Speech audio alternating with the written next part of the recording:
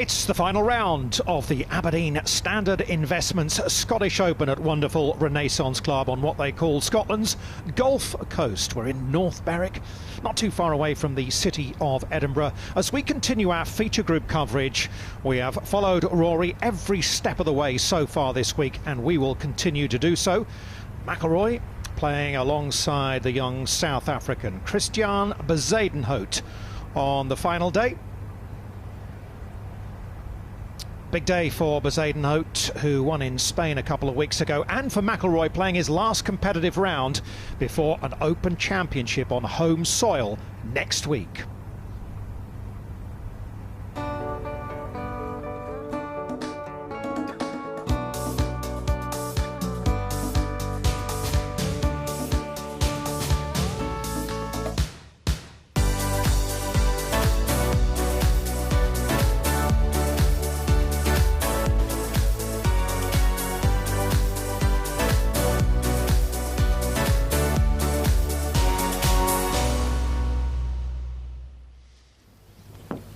Down to the first tee, and McIlroy, the world number 3, with rounds of 67, 67 and 68 to lie at 11 under par. It is Tony Johnston alongside myself, Dominic Hollier, a full 9 shots off the lead. Yeah, you'd say it's a bit too much of a stretch, although you just never know. Throw in a really low one, wind gets up, but I think he'll be using this as a, just getting himself sharp for the Open next week in Portrush. This is the challenge of the opening hole at the Renaissance Club, just shy of 600 yards, a par 5, thick rough down the left-hand side, slight dogleg to the right, and an interesting greens complex. As most of them are. They are very undulating, very slopey, but all the par 5s, as you say, Dom, absolutely in reach for particularly somebody like Rory with his length. Says he's happy with his game so far this week, even though he's not in contention, and feels he's got an excellent chance at Royal Portrush in the 148th Open in just a few days' time. Alistair Scott, our official starter, about to get things underway. This is game number 21. On the tee from Northern Ireland, Rory McIlroy.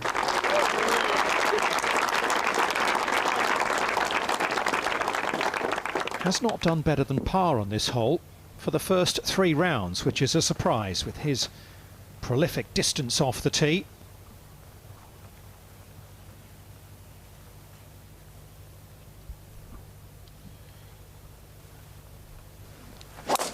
Yeah, day 2 he blocked it right. Yesterday pulled it way left into the thick stuff. I think that's better. Oh, just slightly. Almost no run. On the tee from South Africa, Christiaan Bezuidenhout. 25 years of age, Bezuidenhout. A wonderful victory for him just a couple of weeks ago at iconic Valderrama, when he went toe-to-toe with John Rahm down the stretch, and he beat him and the field by fully 6 shots.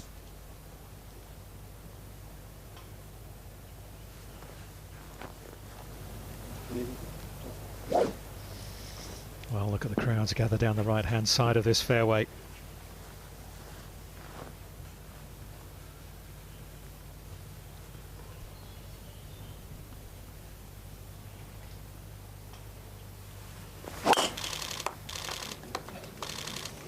All right. Starts it right. Is it coming left? I don't think it is.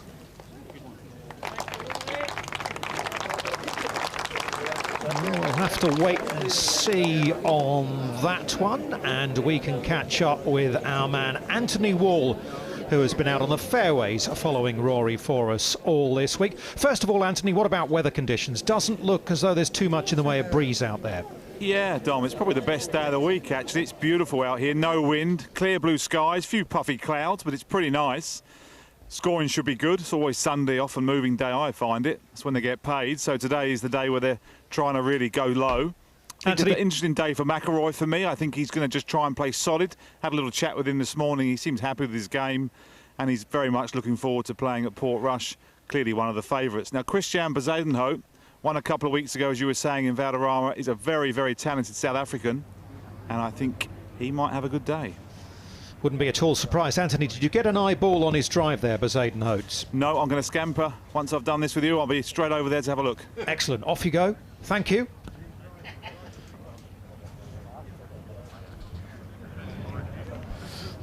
Scampering Anthony Warner. Like yeah, I think maybe that was just an illustration of a little bit of nerves from Christiaan on the first. Just backed off. Looked like maybe he just lost his focus. Yes, he's playing with Rory McIlroy. Might be the first time, but he's had a wonderful rate of progression, Bezuidenhout, over the last 18 months. Gradual build-up, and then he found his game beginning of this season, and he's popped in some really good results, and then the win. And I tell you what, I think everybody on tour, and particularly down in Southern Africa, rejoicing, because he is one of the nicest men you could ever meet. He's polite, he's modest, he's just a gem. He's got better each round so far this week. Opened up with a 1 under par 70, then 3 shots better than that on day 2, and a 65 yesterday, which included plenty of birdies. Hasn't actually, well, he's only dropped 1 shot, I should say, in the last 2 rounds here at the Renaissance Club. That came at the final hole, the 18th, yesterday. So he's rounding nicely into form. He missed the cut after the week in Spain and actually went off and had a little party, didn't he? Yeah, I think missing the cut in the Irish Open was a bit of a knee-jerk effect, probably. Such a massive win for him in his career. He's got the exemption. And I think, that's sort of set him up. He's already had a good year. He's got his exemption. Now, this is a great opportunity to go out with one of the modern greats of the game, get the experience, feel what it's like with these huge crowds, and it could stand him in really good stead next week at the Open. It really could. Yeah, they are both qualified for the Open Championship. Almost looked like Rory's ball plugged in the fairway there. I didn't think we'd had any more rain since yesterday. We have had a lot this week. Right, let's see if Anthony's managed to go and find out a little bit about Bezuidenhout's lie and his ball. There it is, Anthony. Doesn't look to be too many problems, but any tree trouble? Yeah, he's got a good lie. He's a little bit below his feet, the ball. Yeah, he's got a couple of big trees about 50 yards in front of him, so he's either going to go over the top or go round left to right. All depends how far down he wants to go. Obviously, the further he goes down, the more a risk he takes. I think he'll probably leave himself something like 150 yards. He's got 311, so 160, 150 is probably a realistic layup for Christiaan Bezuidenhout. Got to take advantage of the par 5s here at the Renaissance Club. 4 of them in total. 5 par 3s, so it means we're playing to a par of 71. Greens are slow by most tour standards, normally around 12, 13, certainly over in the United States these days. And I think they're running about 10 feet 4, 10 feet 5 on the stimp meter today. So they've gradually got a little bit quicker as the week has progressed and things have dried out that little bit. Yeah. Helped a lot here by the fact that the grass is growing towards the fairway. Obviously the crowd's been walking down the length of the hole, flatten the grass towards the green. Makes a big difference. And I think you just need, get this in play, get a nice solid 5, or maybe sneak a birdie and just settle in.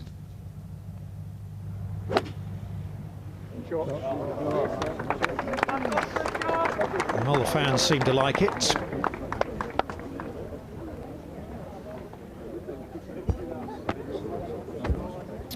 Pin today cut 24 paces on 6 from the left-hand side.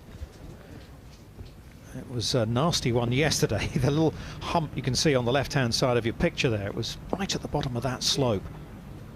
It was not playing easy. Now, a wood for McIlroy, Anthony. Yeah, 292 for McIlroy. This is an interesting one with the pin on the left, because yesterday we watched him hit it down the left on purpose to give him the best angle in. So this one needs to be a little bit more accurate than yesterday's one, being the pin's on the left. He's got to try and get it as far right as possible, but he does have to carry that mound some 30 short. So this needs to be his best one. Otherwise, he's going to leave himself quite a difficult chip. All right. Oh, I wonder wonder if there must have been mud on the ball, because that looked like a... There was, wasn't there? No, we could see it. As I say, it was almost like it plugged in the fairway at one stage, came out of that, but you could clearly see some mud on there, and you never really know how it's going to react. No, you can try to predict. Normally the ball will veer off on the opposite direction to the side that the mud is on. But, you know, it is a guess. You allow for that. Then as you hit the ball, the mud flies off and you end up going off sideways anyway. So. And he doesn't look too perturbed. I think he appreciates that it had something to do with the mud. 4 major championships, but he hasn't won one for just about 5 years. The USPGA at Valhalla was his last victory. Same year he won the Open Championship at Hoylake. Yeah, that's quite hard to understand, because this guy is, I mean, probably the most naturally talented guy out there at the moment, and he must be asking himself questions. You know, the years are ticking by. It's not an infinite career, and 5 years when you're in really your prime. Well, off to Portrush, of course, he knows well, a course where he holds, or did hold, the course record before the changes for the Open. A 61 he shot there as a 16-year-old to wake the world up to his talents, and obviously looking forward to going back and maybe trying to win a major title in his home country. I mean, I think no matter what I did for the rest of my golfing career, it would be the highlight. It doesn't matter, I win. It doesn't matter what I would do. If I were to win an Open Championship at home, it would be the biggest and best thing that, to me, you know, maybe to other people it might be different, but to me personally, nothing could top that. Yeah, and perhaps no surprise to hear him say that either.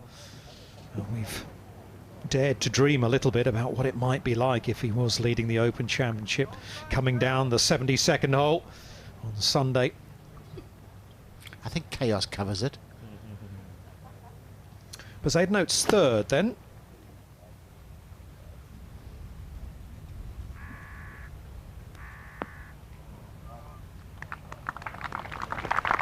Yeah, that's okay. Just get off to a nice solid par, or better maybe. Just settle in. I'm sure he will be nervous. He's only 25. I think it's probably the first time he's played with Rory.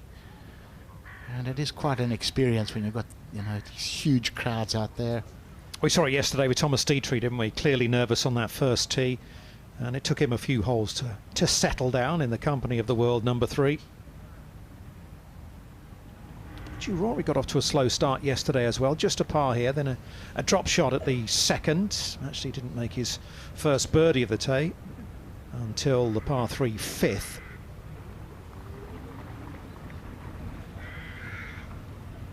Can't quite see how it's lying from our pictures there, but maybe Anthony can tell us. Yeah, it's lying pretty well for McIlroy. Only one thing I think he's got to do, he's got to loft it up a little bit, pitch it on the green. Anything short's going to kick violently to the right, so he does need to strike it already pretty well. A Duffy one's going to take it probably as far right as it would do forward, so he needs to pay attention here at the first.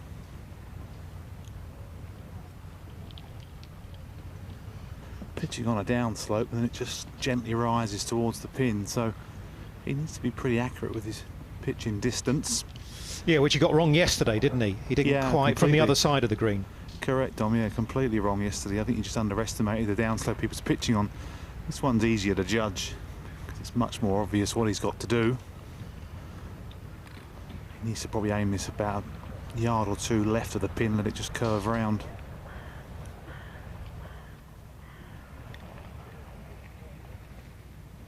Quiet, please.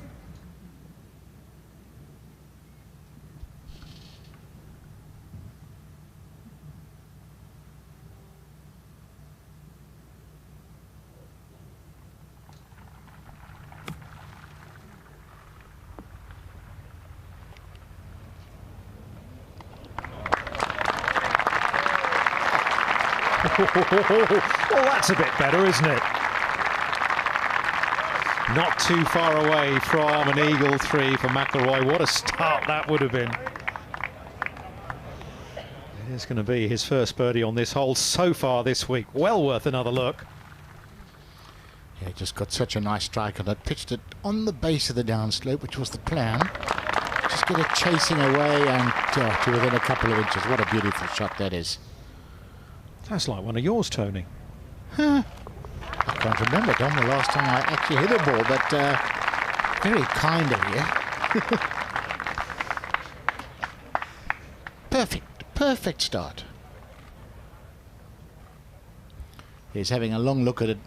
Where's all the mud gone that made my ball veer off 40 yards right? Doesn't matter, Rory. It's a birdie. Bezuidenhout with a birdie putt.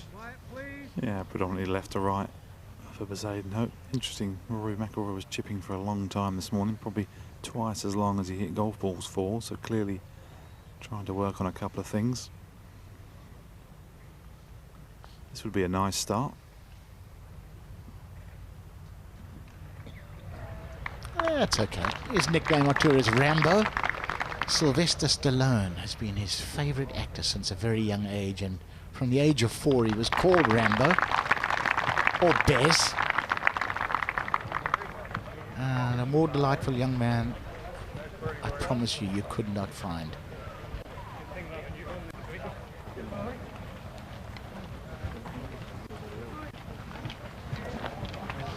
He has this fascinating backstory, doesn't he, Tony? He drank rat poison when he was 3 years old.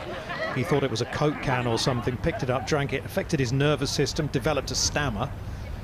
And he actually dreaded winning golf tournaments because he'd have to stand up and make a speech, and he developed this stammer, and it was really worrying for him, and it became a bit of an anxiety issue as well. So he went on medication. Then he, funnily enough, he went to Portrush in 2014. He was a very talented amateur for the amateur championship there, and he declared that he was taking the medication. He actually got drug tested. He didn't know it was illegal, and they banned him for, I think it was a couple of years. There was an appeal that was reduced to 9 months, but he was absolutely devastated as we look at this par 4 second hole about what happened there. He loved playing golf, and they deprived him of what he loved doing best. Yes, I know. Pretty harsh treatment, I think. Really was, but you know, they reduced it to 9 months, still harsh. And accepted that he had no intention of Yes. making a gain through it. And of course next week he'll be heading back to Northern Ireland and Portrush for the Open as McIlroy launches one down this second hole. He's driven it into the left rough last couple of times, but that is much better and appreciated by the galleries. And Bezuidenhout used that energy that he felt there was a slight injustice there, and he said he was going to feed off that, and he did. He came out, he won on the Big Easy Tour, got onto the Sunshine Tour, won there, got his card for the European Tour at the qualifying school, and now a winner going down the stretch with John Rahm, Rambo beating Rahm that week, and at a place like Valderrama as well. Great turnaround, great story, fine player. Oh, another one that's slid off to the right. Get lucky, get lucky. Yeah, when you think of the story and you know what he's been through, I don't think there's a lot that can scare him on the golf course compared to that. You know, a lifetime of stuttering. He probably got teased at school because of it with a stammer. And, you know, I think he's so brave. He gets up and does the interviews and really struggles at times. When he gets nervous and tense, he does struggle. But he gets up and does it, and he's got a big heart, this young guy.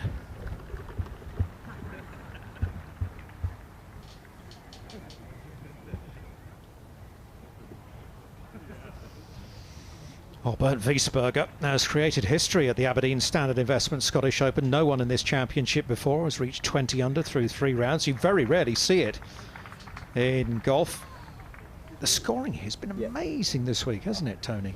Been astonishing. I mean, we drove around and had a look at it at the beginning of the week, and you know, we sort of, any links course, if there's no wind and it's soft, the scoring can be good, but we really did not anticipate it being this low. I mean, the cut was 1 away from being 6 under par. I mean, really? It's a proper golf course. Yeah, which would have matched a record as well, a record low or high cut, depending on how you look at it on the European Tour. So McIlroy in fine shape on this second hole. Bezuidenhout, as we know, has pushed it somewhere into the right rough. I wonder if he's been lucky with the lie. Can we catch up with Anthony? Ant, have you managed to get a look at this? Yeah, there's lions and tigers over here. I'd say he's probably in 2 foot deep ryegrass. Oh. It's a tough one.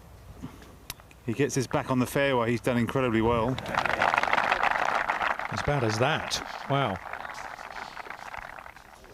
Well, there you go, looking through the fescue grass. Well, that's a stinker, isn't it? Oh. Pretty well found by the marshals. Middle stump off the tree. Slightly appropriate today with the World Cup cricket on. He'll do well to get this one back out on the fairway. He's probably got a good 40-45 yards to the fairway, so this is going to be a toughie for Bezuidenhout. 165 for 4, by the way, Anthony. New Zealand. Good, good, good. That sounds okay for me. Got to remain impartial, though, Dom, haven't we? Of course. Of course.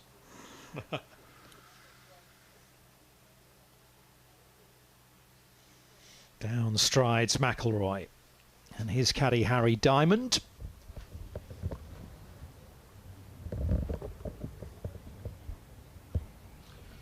Had a couple of loosish ones yesterday, Rory, but it was out of character this week. The first 2 days, it was just a supreme example of ball striking. Really was just magical. Great fun to watch and commentate on. Ooh. Anytime McIlroy got out of kilter was when he had to wait for too long, wasn't it? And there was a lot of waiting around over the first couple of days, especially on the par 5s, some of the par 3s as well. That really doesn't look too pretty for Bezuidenhout. No chance of getting to the green. Take your medicine, as he did at the first.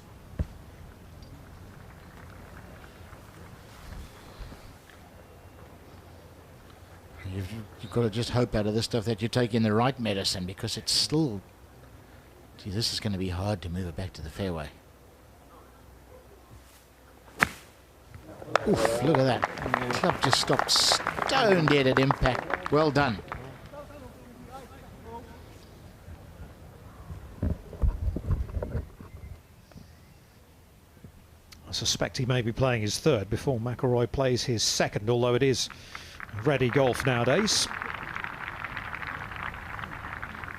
So he might just encourage Rory to go first. Now, all 3 times this week so far we've seen this hole, the whole location, the flag has been cut right on the front section of the green, but a little bit different today. They pushed it up the back, 32 paces on. How much difference is that going to make, do you think, Tony? Well, I think the front pins are almost more difficult. You know, 32 on, you've got the whole green to work with. You've got more options, I would say, rather than trying to float it in there and stop it. But from where Christiaan is, you don't want it 32 yards on, because he is still miles back.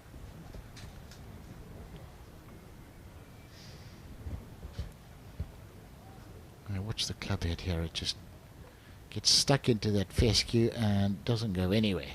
Whew. You could see him holding the face open as well, couldn't you, through impact? That's the big danger. It turns over, you just totally smother it. It ends up about 6 inches in front of you. I think it'll be a great experience for him today. He's got nothing to lose. He's got the win under his belt. He's got his exemption. Financially, he's already had a good year. He won €500,000 at Valderrama. So go out, enjoy it, and just get an idea of what this feels like to play with a superstar with big galleries. Use it. What's he got here, Anthony? Well, sadly, I had to move on up. I couldn't get the yardage, sadly. I beg your pardon. Only one, though, this week. I'm still trying to get my breath back. It's army golf out here right now. Interesting playing with Bezuidenhout. I've watched him quite a lot.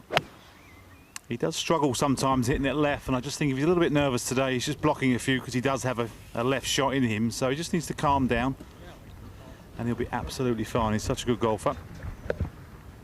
Now 166 for McIlroy. Seemed to set up different on the tee, hit more of a draw rather than trying to hit a holdy fade off the second. He looks a lot more comfortable.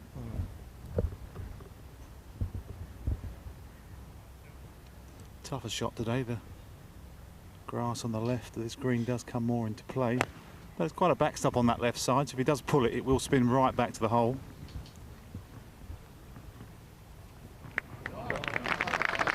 Yeah. perfect for distance. No issues at all for McIlroy. He's looked chilled all week, actually. He's looked totally relaxed. Yeah, he won the RBC Canadian the week before the US Open, and then didn't fire on all cylinders at the US Open. Maybe, you know, maybe there's a little lesson there to be learnt. You know, don't go flat out and give it 110% the week before a major. Look, any win's a win. You know, you'll take it when you can, the week before or the week after, any time. But maybe he's just decided to go a little more into cruise mode this week. We mentioned it before, didn't we? Perhaps subconsciously more than anything, he knows what a big week it's going to be. An Open Championship played in Northern Ireland for the first time in 58 years, and certainly in his lifetime, obviously. And he is going to be the centre of attention. There will be many, many demands on him. It's going to be a busy week. It's going to take an awful lot out of it.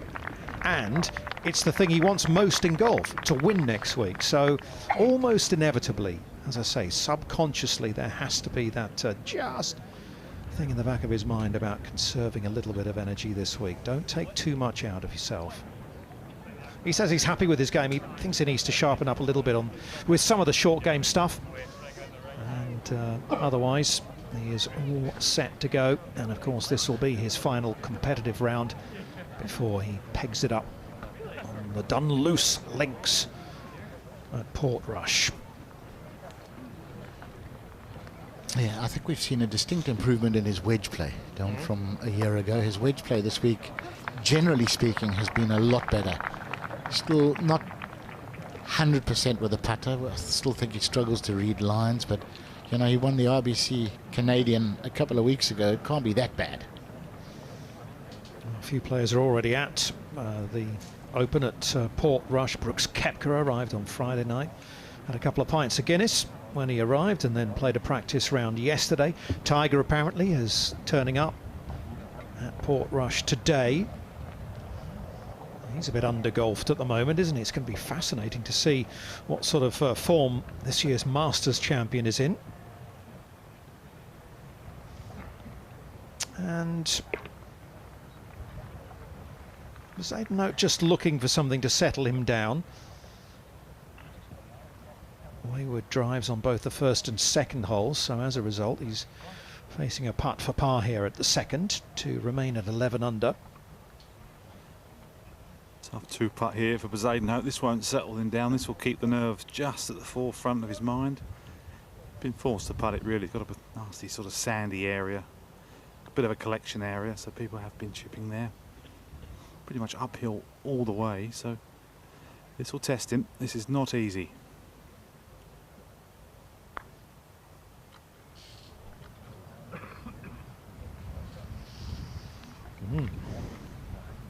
Sure, he's lost his turn there, has he?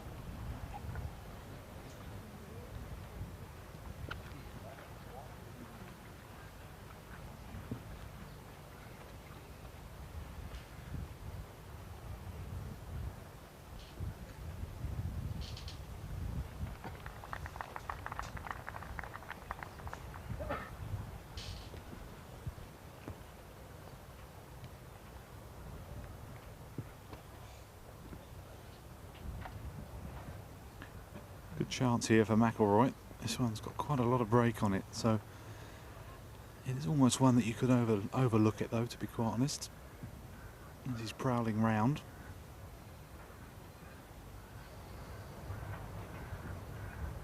Never easy, these short ones, when you have that much break on them. It's very hard to visualise this much break. Good couple of cups from right to left.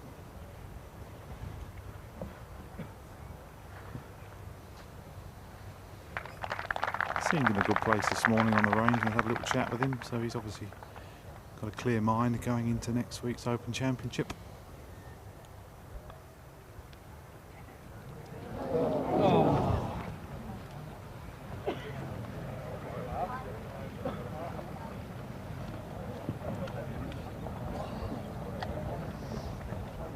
Just a 4.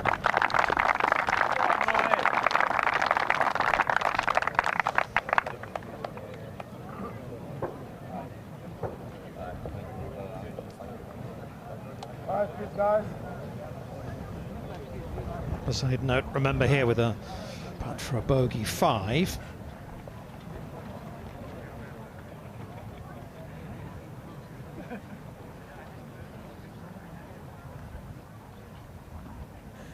Big putt here for Bezuidenhout, Tony. Doesn't really want to start. 5-5's not the end of the world. 5-6 would be a shocker. Yeah, that would hurt a lot. So we'd like to see him prop this in, left that woefully short. Maybe again, just a little sign of slight nervousness. Yeah, that's just not nice. 5-6 start. 16 holes to go, though. There's a long way to go and a lot of opportunity to pull it back together. Falls 3 behind McIlroy, back to 9 under par.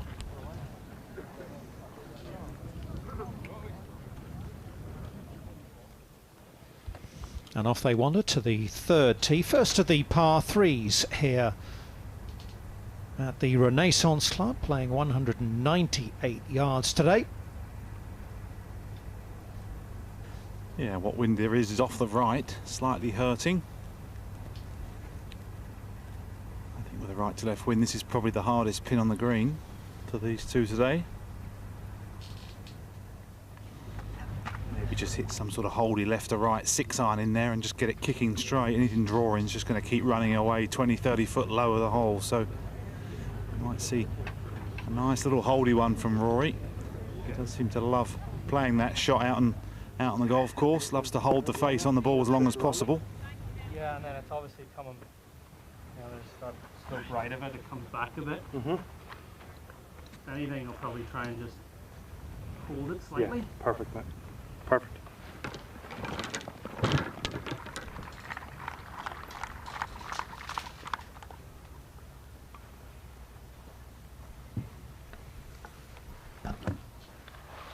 Yeah, there's quite a steep slope from right to left, right of the flag and behind the hole. So you could use that. Left of the flag, as Anthony Wall says, it'll just feed, just keep feeding away. And I think that was the chat between him and caddy Harry Diamond. Certainly held it. You don't want to miss it right there. Shocking, he says. Awful. Shocking. There is that wall. Well, not as bad as that. Yeah, I just think he caught that one a little bottom off the club, a little bit thin, a little bit trappy. The line was always okay up the right half. I think he just slightly misstruck that one, gentlemen.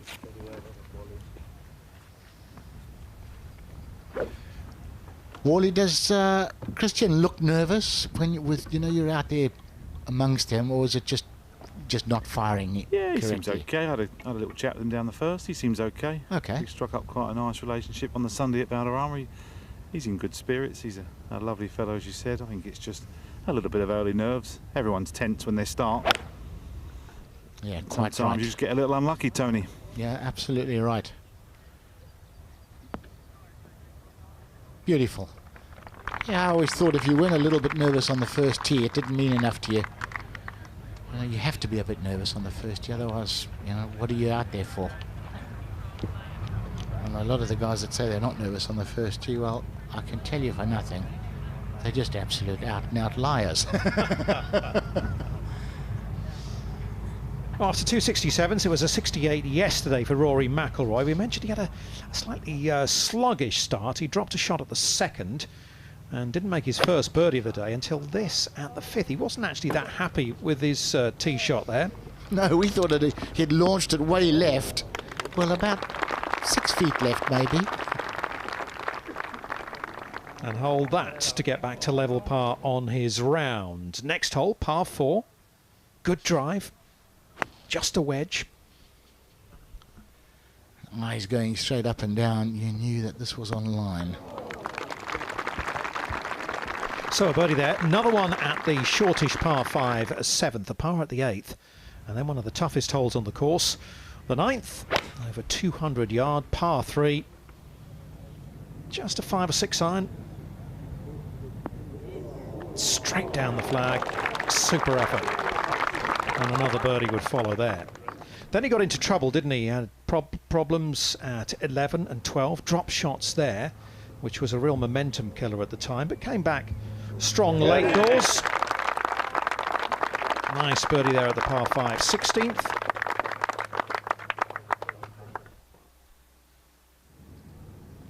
Good drive down 18, and then this. Yeah, playing the hardest hole on the course as well. Ranked number 1, made it look pretty darn easy. 2 birdies in the last 3 holes for McIlroy. And a nice way to finish off the round, holding a good putt. Good holding speed. A little bit of a mixed bag in total. 3 drop shots, about 6 birdies on the card in that round of 68. Leading McIlroy at 11 under par, and in his own words, probably with too much to do on Sunday. Too many players basically between him and the leader Bernd Wiesberger, as well as having 9 shots to make up.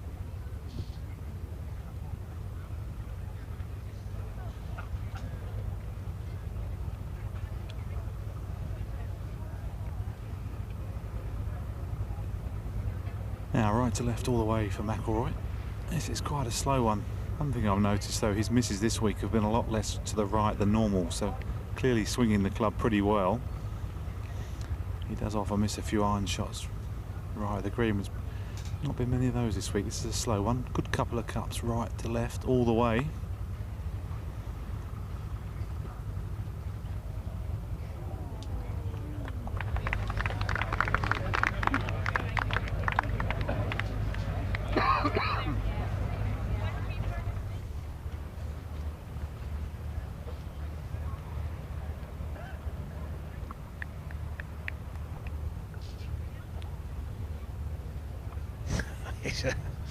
Another one of those. He's slightly baffled by that. We've seen that a few times this week on these greens. Yeah, he just doesn't seem to quite compute the pace and the line. They're obviously a little bit slower than he's used to, but he's been here a week by now. You think at this point he'd have them bang on. Anyway, Bezuidenhout, this is pretty much dead straight. It might just fall to the left, but good firm straight one. Should be absolutely spot on for Bezuidenhout.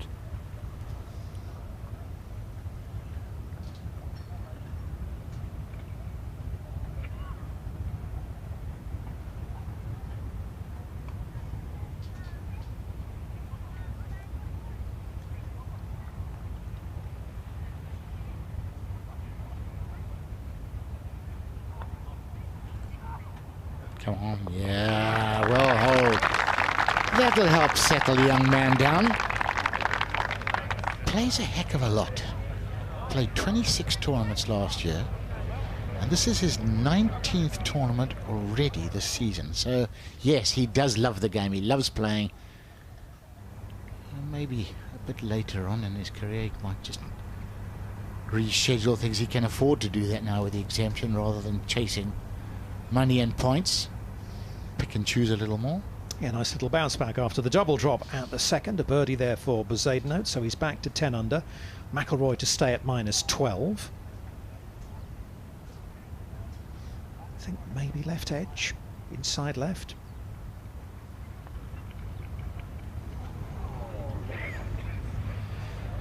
Oh, that's disappointing because he's had the benefit of watching it go past the hole, so you know, he would have had a fantastic idea of what it should do. He could almost walk around the hole and not even need to read that.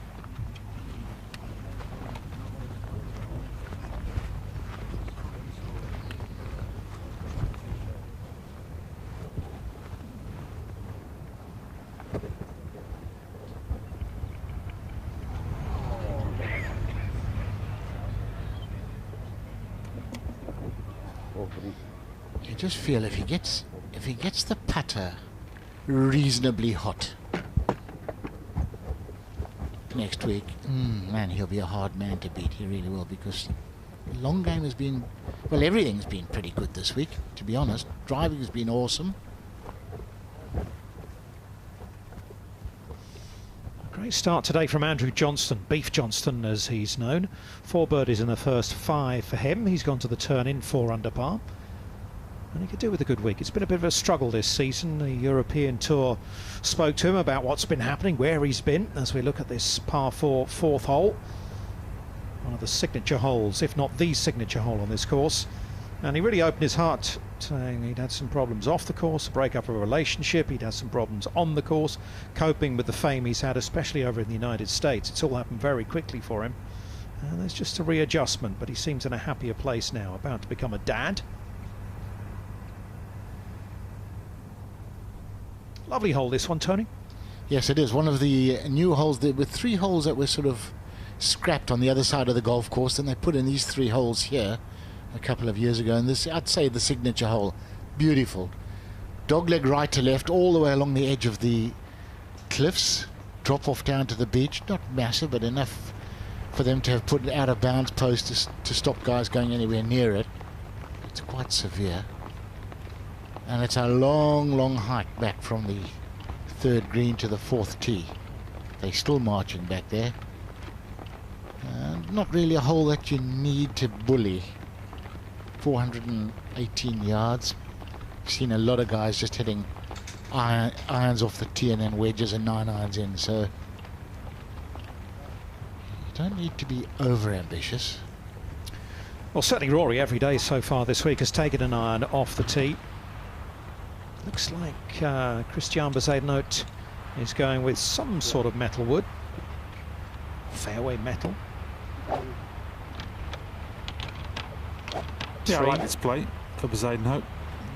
Wind's into today, so we'll be playing a club and a half longer. It's an interesting one, this, because this fairway cambers quite strongly from right to left, and normally when that's the case it kicks it forward, but actually they're pitching into a little bit of an upslope, so it's good if they can be a little bit aggressive off the tee if possible. But it does require a little draw.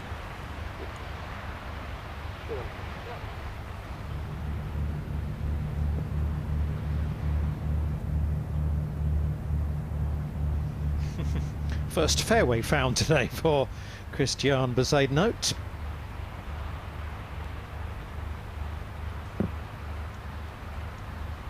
Always such an expectation on McIlroy. It must be hard sometimes to concentrate. You will have one eye on next week.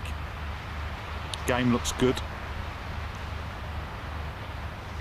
Change of plan for Rory, change of strategy. He's gone for the fairway metal. Oh, don't turn too much. Oh, that's fine. When you stand back on the tee, though, anything going left, your heart is in your mouth because you're going over the edge of the cliffs. That's fine. Nothing wrong with that at all.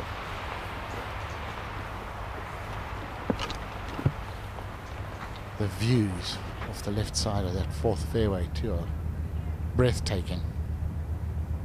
Another South African's in the mix. Eric van Rooyen looking for his first European Tour title. He's come close a few times, and will it be his day, playing with Austria's Bernd Wiesberger in the final 2-ball.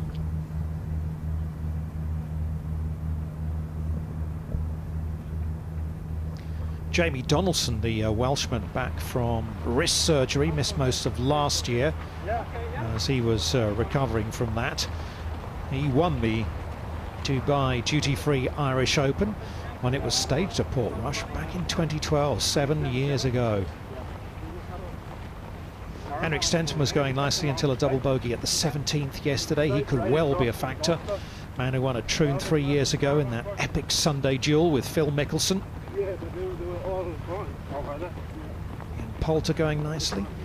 Justin Thomas also there or thereabouts.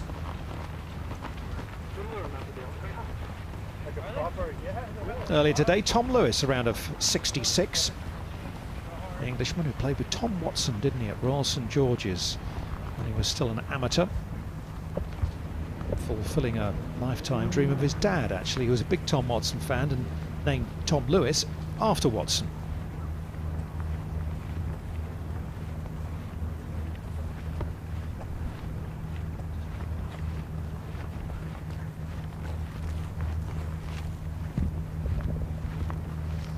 There's a lovely demeanour for golf, doesn't he? Doesn't seem to get too flustered by anything. And a really nice response after the double bogey. to make a birdie at the third, and he's in pretty good position here at number 4 as well. Up to 145th in the world rankings now. Don't be at all surprised if he's top 100 at least by the end of the season.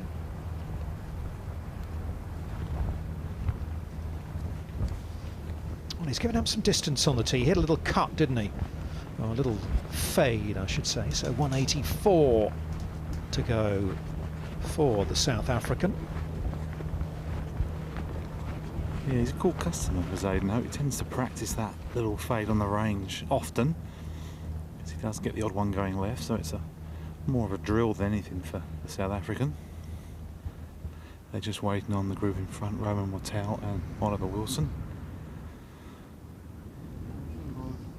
Just to be careful today on a Sunday. The groups often whiz round and those two in front aren't the quickest, so they're going to have to be careful, because Rory and Christiaan are pretty swift.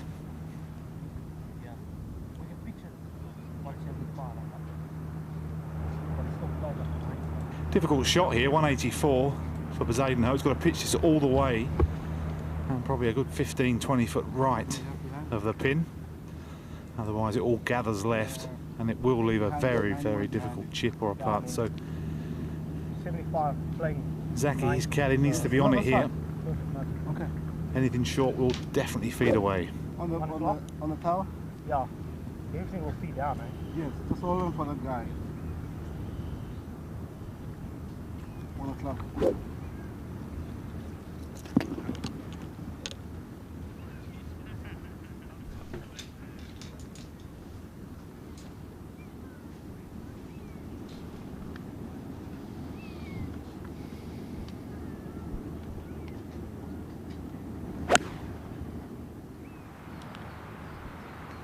Just smoothing one in, trying to keep spin off it. Letting the slope do its thing. That's nicely played. Now from the very left edge, 135 for McIlroy. Yeah, that was perfect. Bezuidenhout there, absolutely spot on. Just a 3/4 9-iron really back into this breeze for McIlroy. Needs to feather one at the right-hand side. Well, he's got to be careful of trying to cut too much off it and coming up short.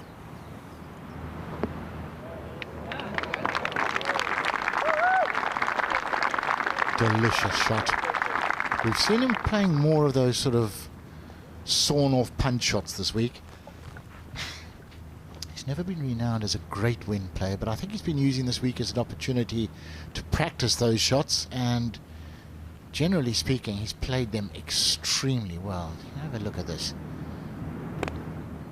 There you go. Take a club extra, just smooth it in there gently, and that's the result. Beautiful. Well, he knows next week it's going to be a little bit breezier than the conditions we've had this week. It really hasn't been windy at all out there at any stage. It is going to be breezier, and it's going to be a little bit cooler as well out there. So, as you say, Tony, he's just feeling his way into what he might need next week. Hopefully he'll pop that one in and get back to 12 under.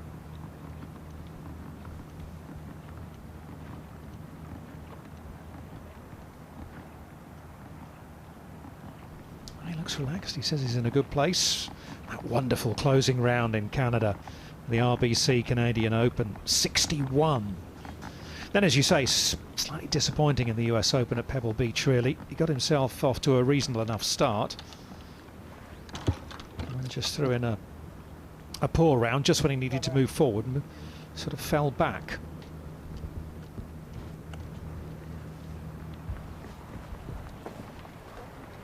This young man first came to our attention in the 2016 BMW South African Open, where he finished second. He didn't have a tour card. He was out on the challenge tour and popped up with a second place, and we thought, hello, here's a new talent. And he only played 6 that year, played 6 in 2017. 2018, as I said earlier, played 26 tournaments, 3 top 20s, but, you know, occasionally popped up. We noticed him. And then this year, just moved up to a different level. 2nd in Qatar, 9th in Kenya, 4th in the Hero Indian Open, 3rd in the BMW International. Just a lovely progression. And then the following week, that win in the Andalusia Masters at Valderrama. Little cherry on the cake to a good couple of months of good work. Yeah, and a runner-up to a man who won this title last year with a closing 60, Brandon Stone, at the SA Open 3 years ago now.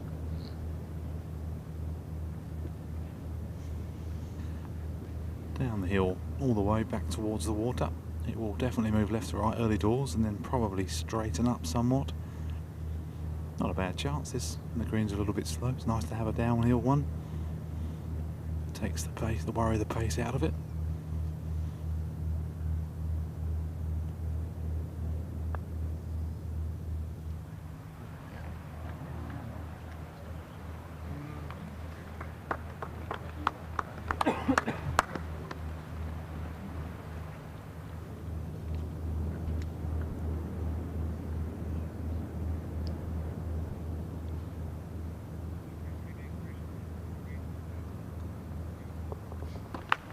So makes his par, and Bezuidenhout stays at 10 under.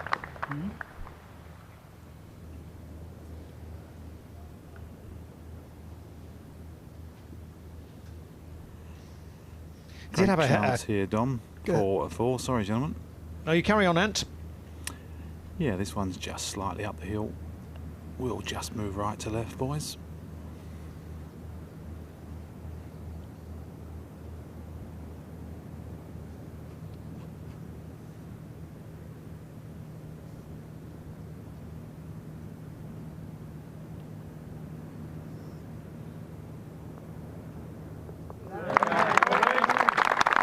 Piece of cake. Made that birdie look ridiculously simple, didn't he? Mind you, when he's in full flow, he makes the game look ridiculously simple.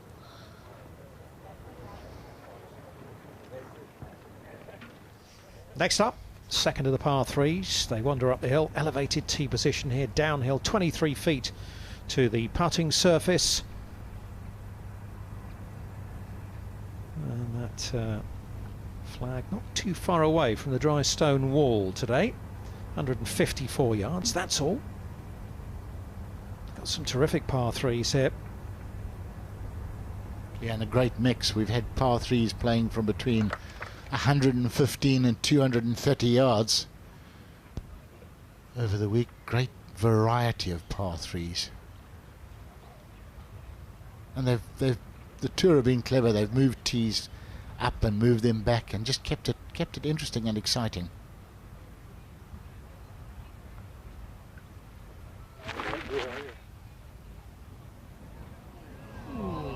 Let's remind you what Rory did here yesterday. Swing looks all right. He sounds rather displeased with it. Big exhalation of breath. We were thinking it's going left. Well, wasn't that bad, was it? Yeah, and hold the putt. That was his first birdie of the day yesterday.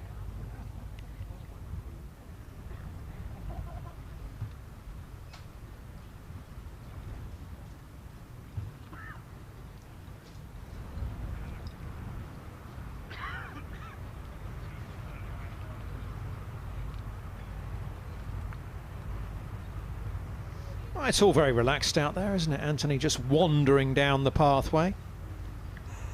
Get a wriggle on, Ant. Yeah, they're still on the green in front, so giving me a chance to just take my time. Good atmosphere out there. It is, yes, thousands of people. Rory does drag them along nicely with him. That's what happens when you're that good. 54 and 7 hours. It's right up there. 147. Would you boys have relished this, the chance to play with someone like a McIlroy? See how you measured up? You'd have loved it, wouldn't you, Tony? Oh, absolutely, yeah. I mean, this is what you practiced for. You know, if you're going to win, you've got to beat the best. So get out there and play with him, and yeah, I think it should bring out the best in you. And your goal should be to give him a hiding as well. Playing with the best, let's take care of business. Downwind 154. The great man. Might just try and get the wedge there. Get on his tiptoes and give it A proper wallop. Downwind, downhill. Just got a little ridge at about 10 short of the pin. That's the only real problem here at the par 3 today.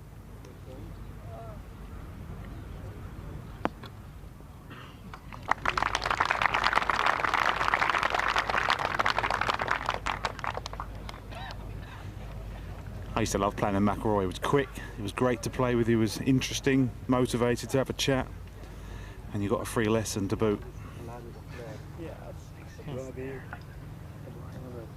Yeah, very, very easy to play with, I would think. Wally.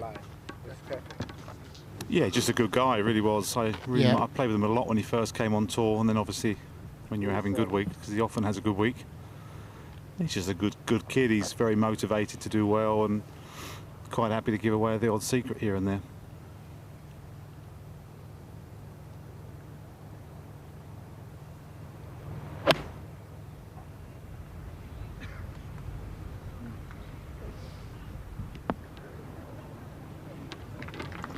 Stay there, stay there. Do not feed away. Stop. Stop. Fine. Only takes another foot further right. That could really trickle down into the semi, but that is spot on. Another birdie for Beef Johnston, who has gone into 15 under par. He's just picked up a shot at the 10th.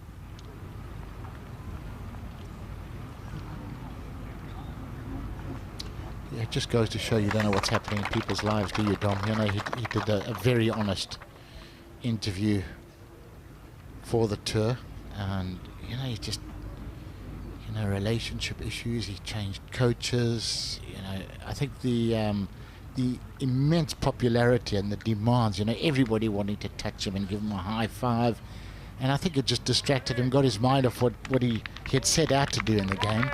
And really nice to see Beef back, because I mean, there's just no reason why you wouldn't love him. Yeah, he started to get expectations that he didn't feel he was living up to in terms of his golf. A couple of times he said he just went back to his hotel room. He actually shot fairly decent rounds and just cried, and actually didn't want to go out the next day at one stage as well, which was sad to hear. But he's back on the right path, and that's good for him and good for golf as well. He's such a great character. He's salt of the earth. Andrew Johnston, he really is. What you see is what you get. But he's been working with a sports psychologist, and you know, they've sort of worked out what the issues were, what had gone wrong in terms of expectations, etc. And he's back, and we're all very pleased about it too.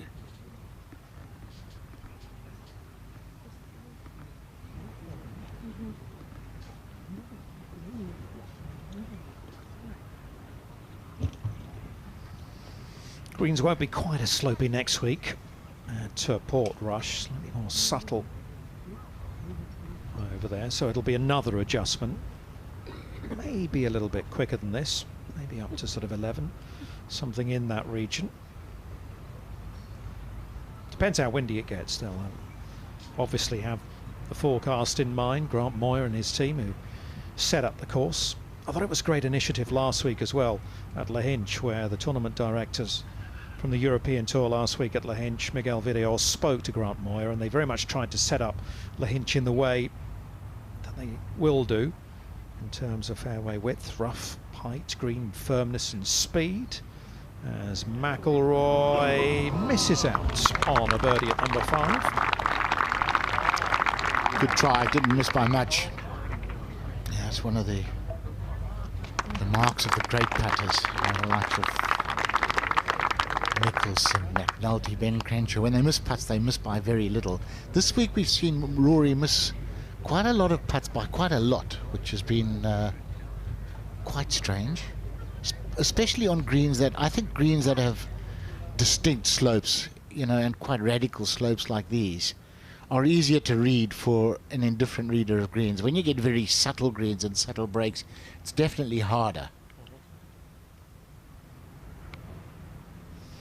So a birdie chance here for Bezuidenhout, using the 2-thumb grip. Both thumbs straight down the shaft. Just a rocking of the shoulders.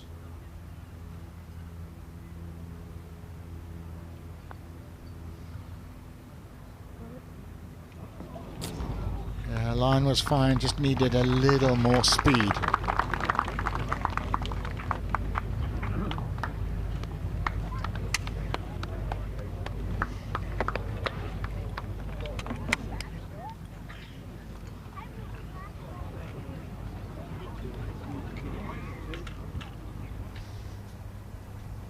So off they go to the sixth tee. And, well, Beef really is on a charge out there.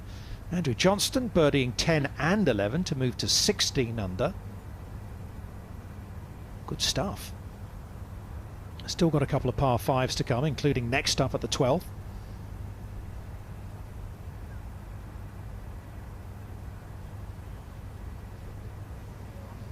Well, one of the features of this week at the Aberdeen Standard Investments Scottish Open at the Renaissance Club has been, well, some rather large seats that they've placed around the course. Best seat in the house, they call it. And Anthony, you're standing by it again. We want to see you back in the seat. Come on. Yeah, it takes a tough one to get out of it. Now, after he's caught me strolling down the par 3, I think I'm just going to have a little rest in the best seat in the house. You've got gin, you've got beer, you've got sausages, all my favourite stuff, even an ice cream if you want it. A few straw bales to have a little sleep as well. There's many people enjoying today, and why not? The sun is shining and a beautiful view behind us. So you enjoy it in the box, guys. Have you spotted any dinosaurs, Anthony? No dinosaurs. The dinosaur man's gone home today. He's gone back to Close House. So sadly, I won't get the chance to interview him once more.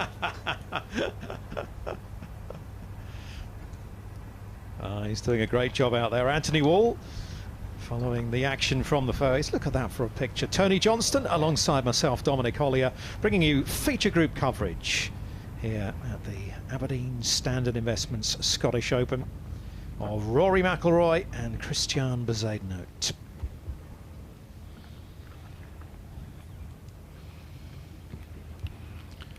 Further fourth behind them. I mean, the views are to die for. They really are. And this reddish tinge of the fescue rough, it really does add a beautiful accent to the views around the golf course. You don't want to go in it, but it is pretty. Best weather day so far here at the Renaissance Club, and that pin cut just over the bunker on the right hand side, so bringing that into play.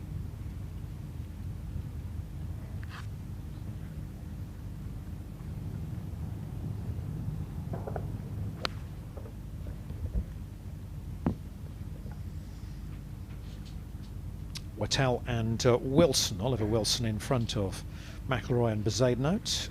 Wilson is a couple under par. What a season he's having. And the Frenchman Wattell, one birdie, one bogey to this point in his round. He remains at 11 under. Wilson at -13.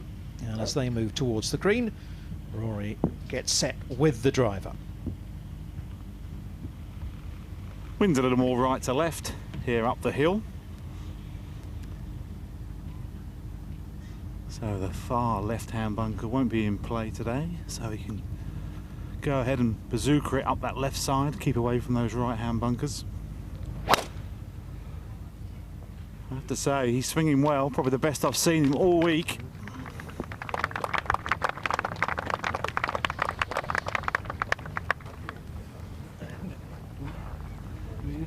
Bezuidenhout's no slouch, he can get it out there, he can move it. I don't know any South Africans that can't hit it a long way. They're all built pretty sturdy. I know when we watched him at Valderrama, some people thought that he was slightly reminiscent of Retief Goosen off the tee. Very much so. His mannerisms are very similar. He's very cool, very calm. And pretty efficient as well, from what I can see. Another good one here. He's not the longest hitter. His driving average last year was 291. This year he's only averaging 288. So he's lost a couple of yards, but you know what?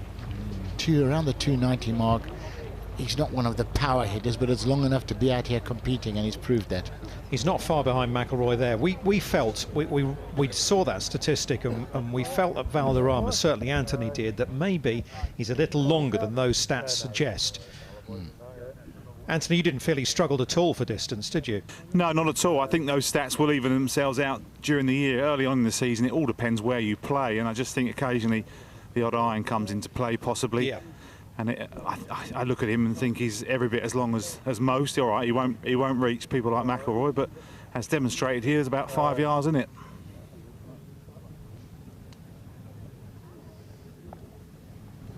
Well, Van Wiesberger and Eric Van Rooyen, some way before they go off.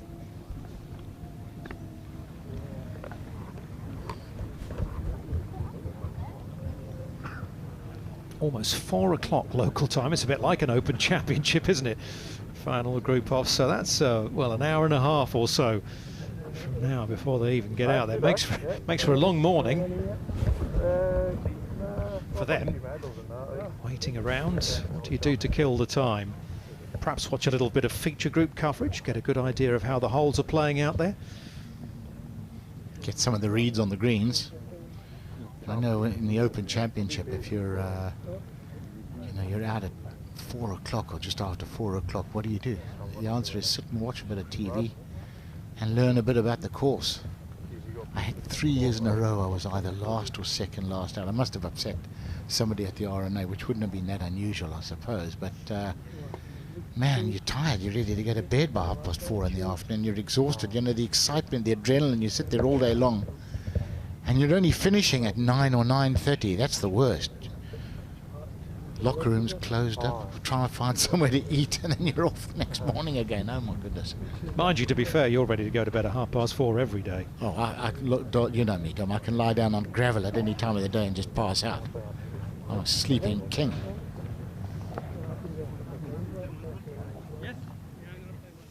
This was yesterday. Great drive. Pin tucked away again on the right-hand side, just beyond the bunker. Wonderful strike from McIlroy. This is what you were talking about, Tony. His wedges certainly this week looking that little bit sharper. Certainly than the statistics would suggest, because on the PGA Tour this year, between, 50 and 125 yards, it has not been vintage stuff for McIlroy. He's 166th on the tour. He puts it to an average of, almost 21 feet between 50 and 125 yards. And that's pretty poor, certainly, when you've got his talent. And he was aware of it last year. He said his wedge play was not up to standard, and he actually took a couple of weeks off to go and work just on his wedge play. So, you know, you might not get immediate benefits, but it's starting to pay now, that's for sure.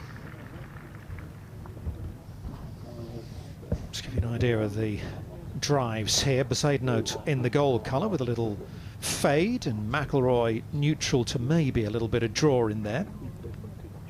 McIlroy's ball flight just ever slightly higher. We saw that yesterday, didn't we? A couple of times. He really teed it up high, and as Anthony said, he just wafted straight up into the stratosphere, and he really got it out there.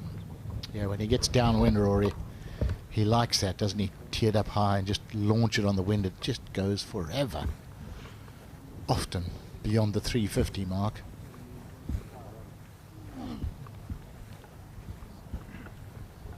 Who would have thought that 15 years ago we'd be saying that? Guys hitting it 350, 380, sometimes over the 400 mark. It's quite astonishing.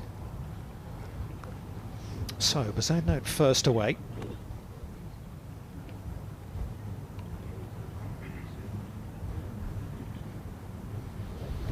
Zach, who caddied for Brandon Grace for so long, now guiding Christiaan around the golf courses of the world. See, he's got to that age, Zach. He's got the glasses now to read the yardage book. Oh, Zach. It's the slow decline, I'm afraid. Ears, eyes, oh my goodness, the joints start hurting.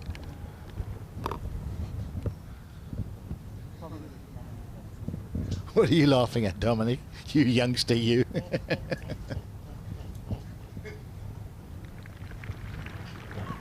Your turn's coming.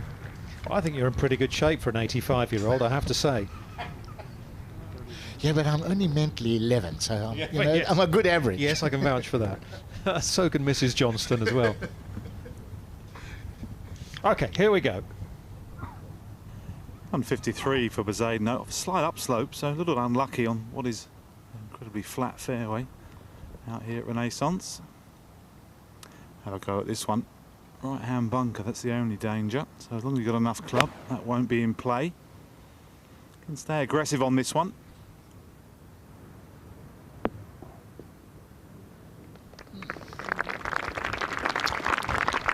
Just catch that little downslope, but it's fine. He's looking a little more relaxed now, but calmer. 144 for Rory McIlroy. Might just hit a little soft 9-iron in here. Wind has picked up in the last 15 or 20 minutes. Yeah, little pushy one. Been hitting these left all week, so this will be an indication of how he's playing. There you go. That will do nicely.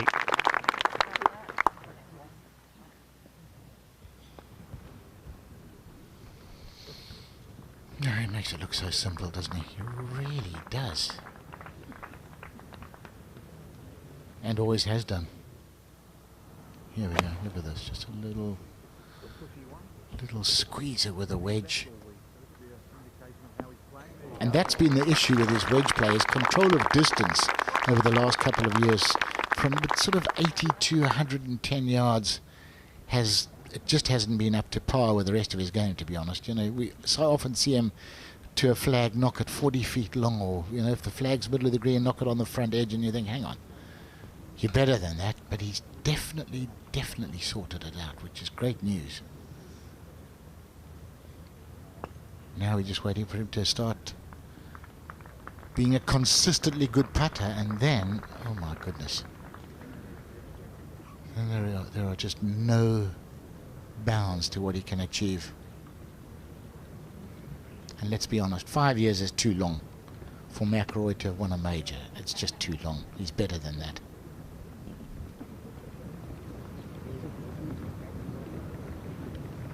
Well, I think a lot of people would argue the Masters seems to become a little bit of an issue for him as he tries to complete the Grand Slam. And he actually, funnily enough, talked earlier this week about just wanting, and he has over recent years, he just wants to get back to actually to the freedom that he played with when he shot that 61 as a 16-year-old at Royal Portrush, a course record. And the fact that he just was able to go out there and freewheel, and that's when he plays his best. As most people do, not put too much pressure in yourself.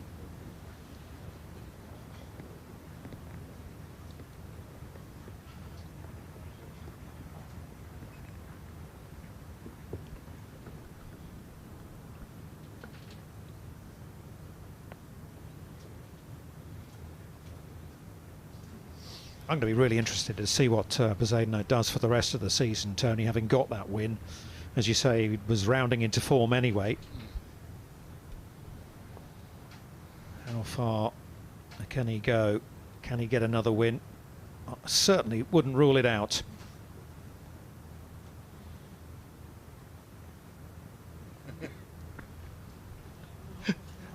Midges, you wouldn't think he comes from Southern Africa.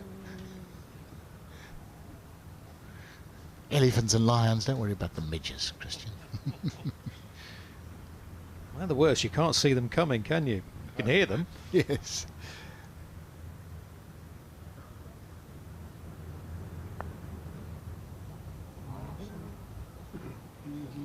Can it get there? Can it go? Just about had the legs. Not bad over that ridge, not bad at all.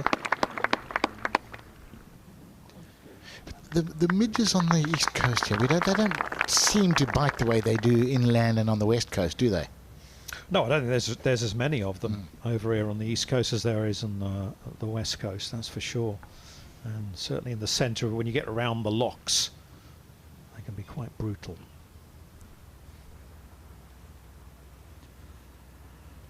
Another cracker iron shot for McIlroy. He's left himself the perfect putt straight up the fault line. So this one is as straight as they come. It's be interesting to see how he handles the stroke. Very little movement in this one.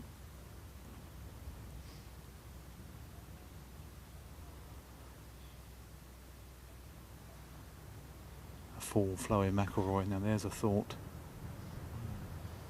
Doesn't get much better than that on a golf course, this boy, when he gets going.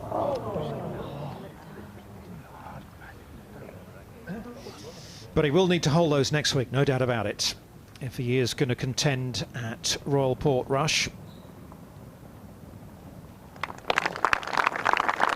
Just apart, so McIlroy stays 12 under, which is 8 behind our leader Wiesberger.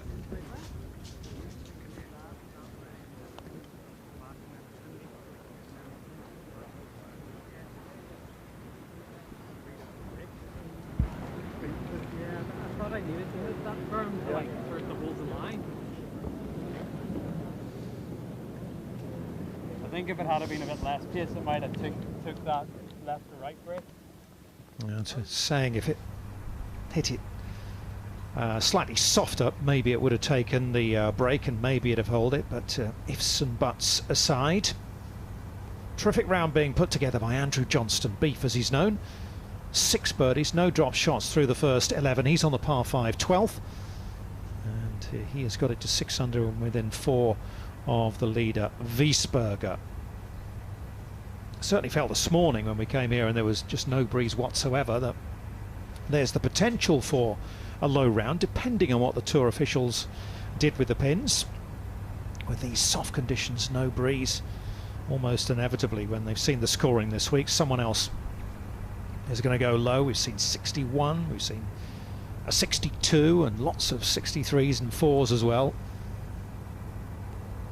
And then, well, if the breeze does pick up this afternoon, it could start to get quite interesting up the top there. Shortest par 5 up next for McIlroy and Bezuidenhout, 543 yards of it, the 7th.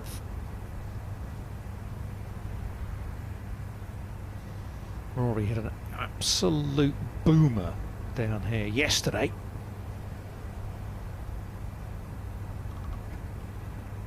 They just having to wait a second or two. Not too bad. It's flowing quite nicely on a Sunday. Everyone has flights to catch. Now this one's downwind more than yesterday, and we saw a 346 boomer from McIlroy, so it's a good one here. We might see something approaching the 370 mark if he carries the hill.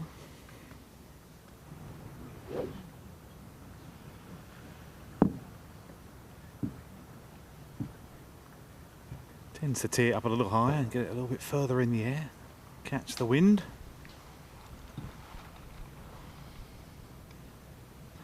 Wind's a little off the left, so down the left side for McIlroy and let it just drift back on the wind.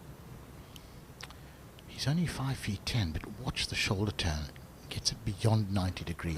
I mean, he is so supple. Maybe just veering down the left-hand side, it is. Nothing wrong with that, and long.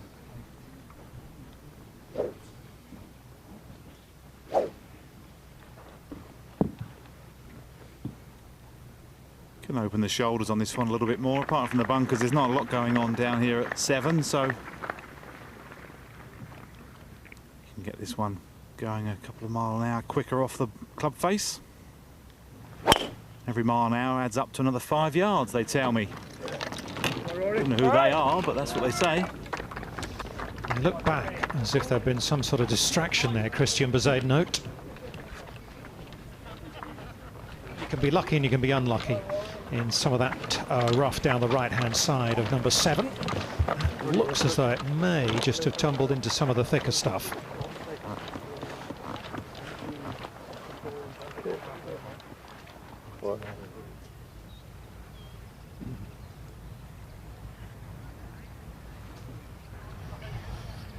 Worth another little look at this. Has that very early shift, just shifts his weight onto the right side, and then the turn. I mean, the turn is way past 100 degrees. And then just unleashes what balance and poise.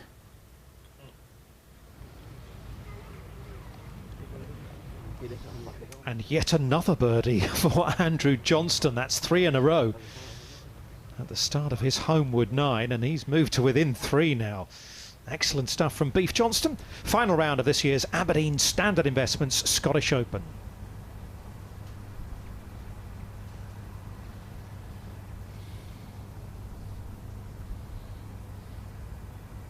It's nice to see the coats and jumpers coming off, and this Renaissance Club being bathed in sunshine. When we first arrived on practice days and drove down the first on the buggy, we saw a lot of this rough and we thought, oh my goodness, this is going to be unplayable. But they've been really sensible. Yes, you get in that stuff if you way offline, but you know, they've been very fair with the amount of semi-rough and second cut of rough. If you want to hit it way offline, well, you pay the price for not being accurate, but it's been very fairly set up and the guys have loved it.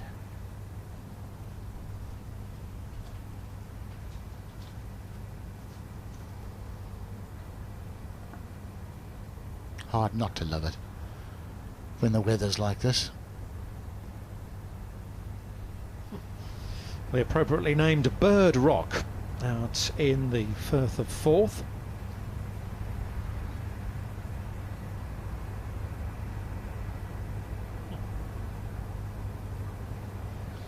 Must be millions of them on there, those gannets. I wonder what the attraction is. Nice views from up there, I guess. I think the lighthouse keeper must have a fairly noisy life out there. Well, I don't know, a lot of the lighthouses now aren't actually manned, are they? And all automated. Or automated, yeah. Imagine in the old days.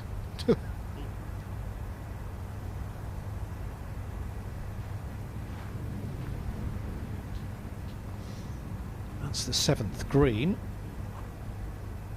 He's downhill with the second shot to a humpy bumpy fairway just short of the green.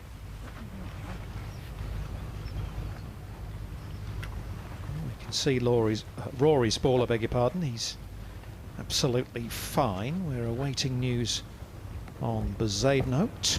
Anthony, have you found it yet? Are you over there? Yeah, he's got a decent lie. I'm not sure he can get there. He might try and run one, and we might see something scamper 100 yards, because it is all downhill from about 100. It's not a great lie, but he's okay. He can nudge it forward and take his chance. There's not a lot over there, so even if he only pitches at 100 or so, it should just run all the way down the hill. Now, McIlroy did let me down slightly. He only hit it 338, so he was 8 yards shorter yesterday, but he pitched on an upslope today, so he's let me down again. Not to worry. Another booming drive, though. It'll do, won't it? Yeah, I chatted to him on the range this morning. He was just saying how disappointed he was that there wasn't a bit more wind. I think it's a fine line when you're playing a week before a major, especially the British Open. You want a bit of wind for the practice, but you don't want to get blown around. And I just think I think it would have been nice to have had a club or 2 club wind all week, just to give him a little bit more practice with his shorter irons, trying to hold them and draw them into the wind. But then again, this is probably better than the other one, which is the Hooley, because then he can go on to next week and still have a golf swing intact.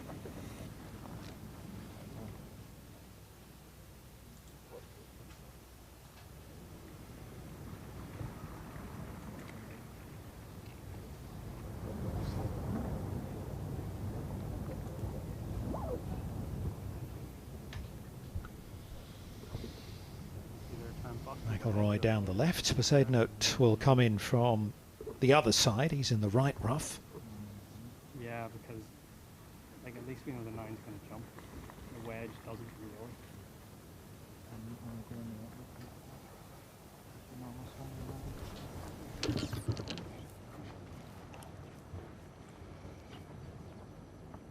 You can just stand still in the path at the back, please.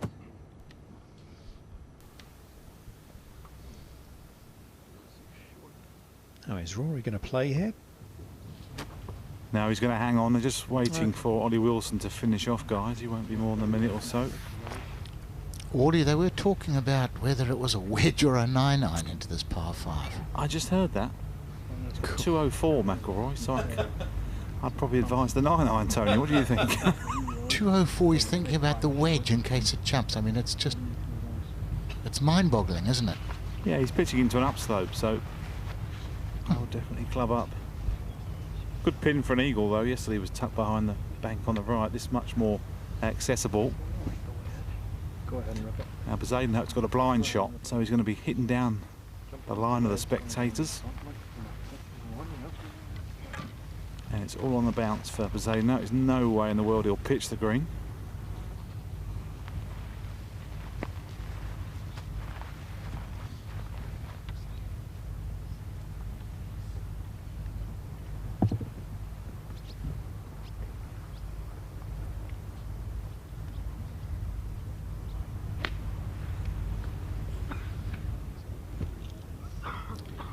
Just gone after it very smoothly.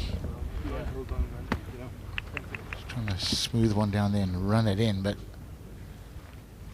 was he laid up, has he? No, couldn't have. Just lost it a little right. Here we go. I've got to say, it's got to be a 9-iron, can't be a wedge. He's hit it pretty firm. He said go, maybe he hit the wedge. Oh, good first bounce. This will go. This will be just about perfect, gentlemen. That is just about perfect, Anthony. What a shot from McIlroy. Yeah, it does look like one of his wedges. 204, was it? With a wedge. As you do. I've gone a bit quiet, Tom. I'm sort of struggling to speak at the moment. 204 wedge. Wow. Got a nice friendly bounce. That's what he was expecting. That's what he was wanting. Wonderful stuff. You need to get down the gym, Tony. Down the gym. What I need is to come back in another life with a full-sized body.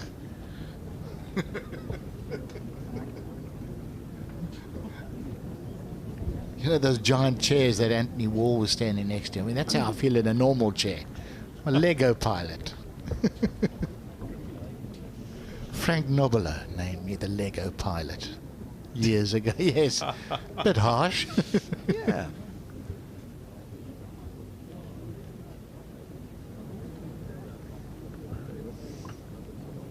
Well, 7 is definitely gettable. Rory has an eagle putt. There you go, 28 yards on, 10 from the left-hand side. Here at 7. 8 and 9 have been playing pretty tough this week. 2 of the hardest holes on the course. Number 11, there's that tricky little stretch around the turn. It's also a difficult hole. Right at the back of the green almost on 8. And then 9, well, those 2 right-hand bunkers aren't too far away for anything that's not quite struck properly.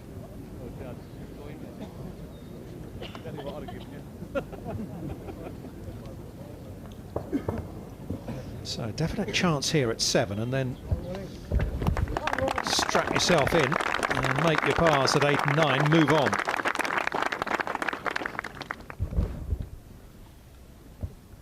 He'll go over to the side, just have a look at the area where he wants to land it, try and pick a flattish area and then decide what club you're going to use to land it there. Try and get the flight and spin right. Does he chip with his glove off, does he? Or is he going to put it back on? Maybe he chips with it off. Some guys do that. They feel they just get that little bit more feel.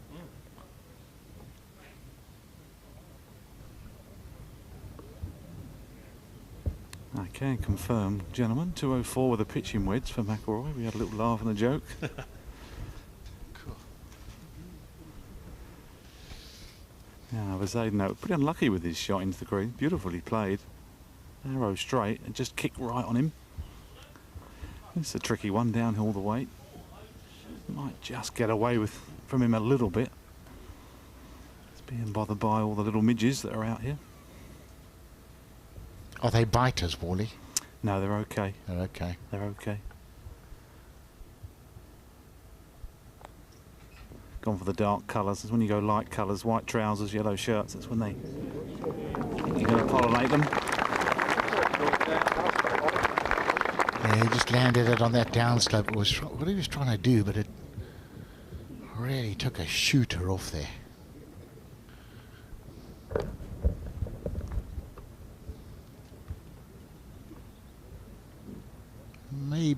maybe just firmed up a little bit in the last day or so with no rain.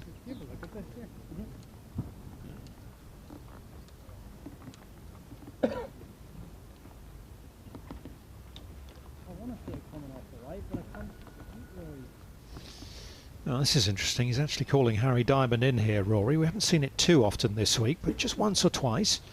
He's asked for a bit of assistance because he's struggling to see the borrow on this one. What do you think, Anthony? Yeah, he's right to left, no question about it. It's just the question, the million-dollar question, how much?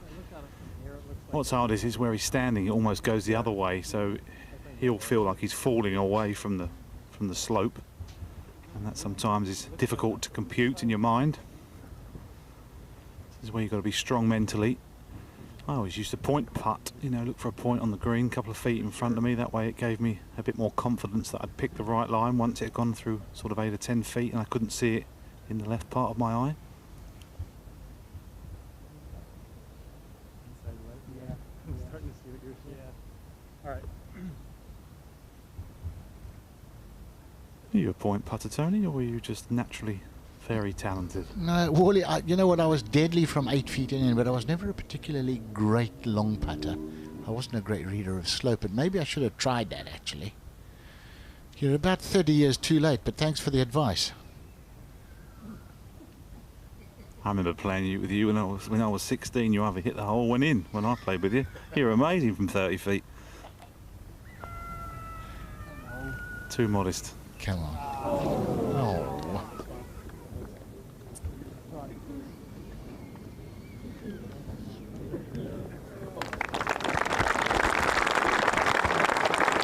Third birdie of the day for Rory McIlroy, so he gets it to 13 under, which is just outside the top 15 at the moment.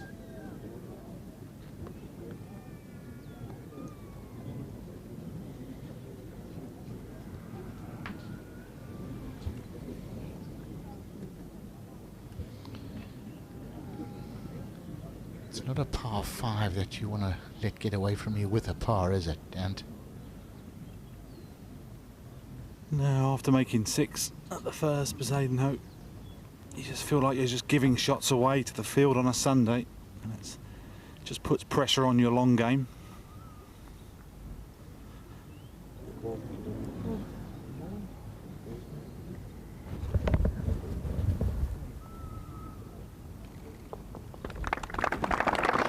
So just a par there for Bezuidenhout. Not able to take advantage of either of the par 5s on this outward stretch of holes, and a couple of hard ones coming up, as we say, in 8 and 9. And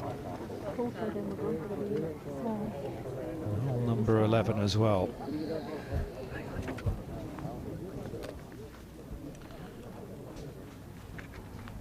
So this is next up, 448 yards of it. 298 yards to run out to that far bunker today, so perhaps not a driver. Wind maybe slightly into their faces. We'll hear from Anthony Wall, but we've seen over the week, earlier in the week, guys were just hitting 3 woods and driving irons, and then a green with lots of slopes, little humps and hollows.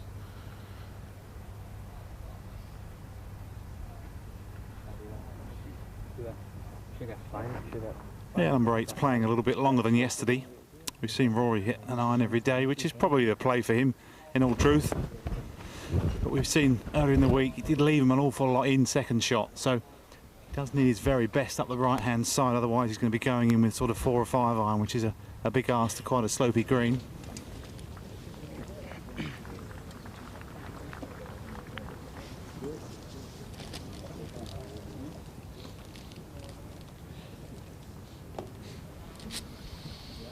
Wind a little into their faces, Wally? Yes, definitely, in off the left. Probably more left to right than in, but they are pitching into an upslope, so they need to get that ball propelling quite low and drawing to get up the hill and try and scamper up the hill as far as possible.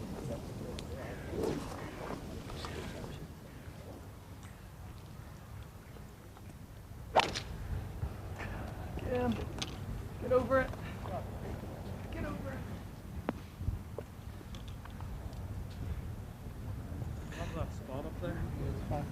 Now Rory's on his favourite upslope once more. That's 3 out of 4 this week. Got to make the judgment of the second shot. Pretty difficult. I'm surprised he just doesn't hit a soft 3-wood. There's quite a lot of room over that slope, and it is sort of an upslope to the bunkers, so strange one.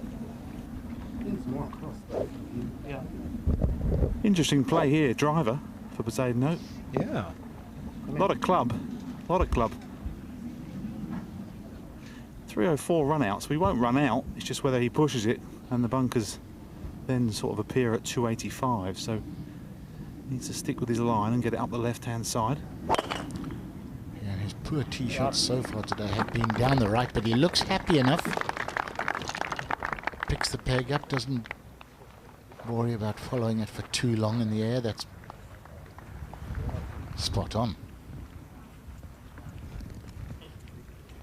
It's getting shorter by the minute, that tee shot. Rolling back towards him on the tee.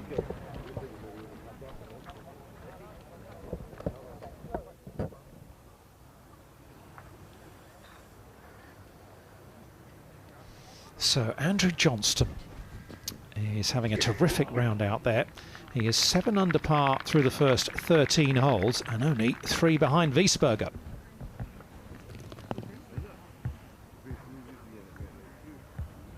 Justin Thomas, I can tell you, has made a good start as well. Former PGA champion, look at him there. 3 under through the first 6. Birdies coming at the 1st, the 5th and the 6th. Thomas at 15 under, 5 behind. Plenty of holes to play. Looking for a super low one just to apply some pressure on the leaders. Early birdie for the Finn, Kalle Samuja, who made a hole-in-one at the 15th on day 1. As did the former Masters champion, Trevor Immelman. Richie Ramsey from Scotland, round in 67. 4 under today, 13 under for the championship. Ian Poulter going nicely. And just a par at the opening par 5 for America's Matt Kuchar, who finished runner-up to Ricky Fowler 4 years ago when the Aberdeen Standard Investment Scottish Open was held just next door at Gullen.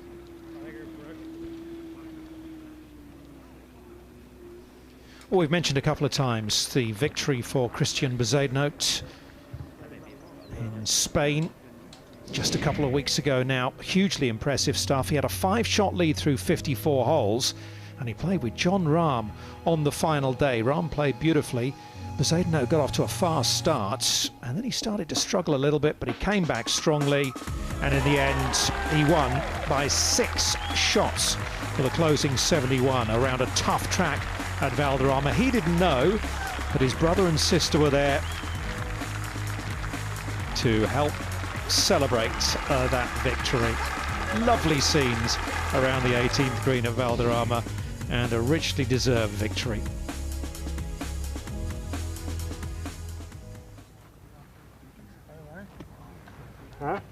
He's a delight, isn't he? Softly spoken young man.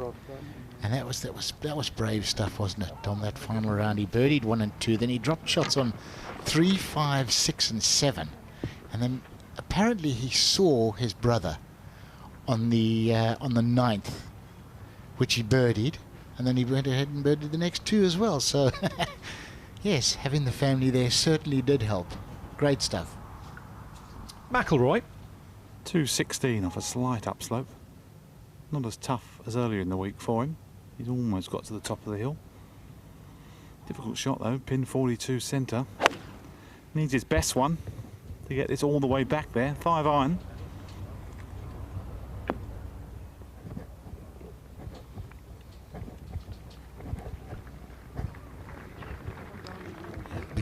Big swale, as you see. Left third of that green, feeds it away.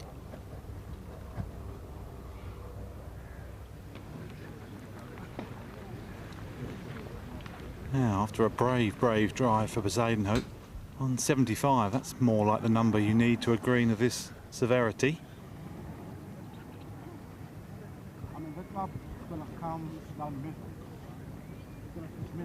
Not one to miss left.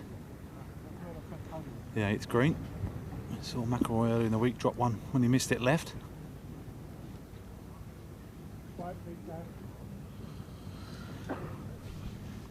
Make you par 4 and get out of here, I would suggest. Up the right-hand side, thank you very much. Strong hole, bit of a sleeper, really. The 8th today. Ooh, he leaked it right. Well, sort of understandable after seeing Rory slightly left of the flag head off way down onto the fringe. That's okay, no problem.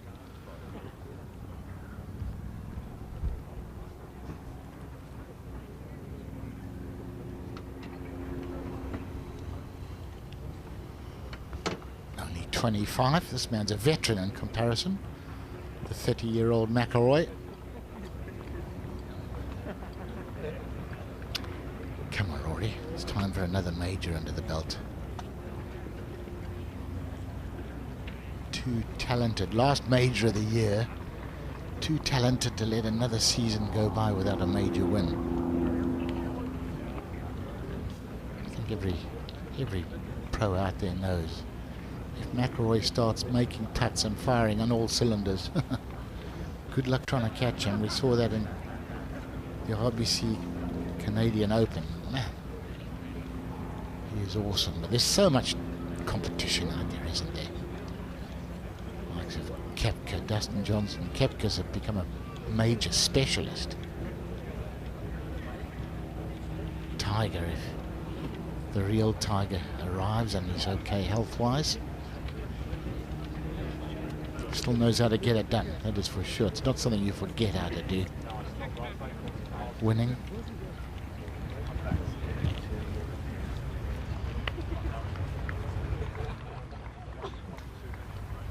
Four pin positions on the 8th green this week.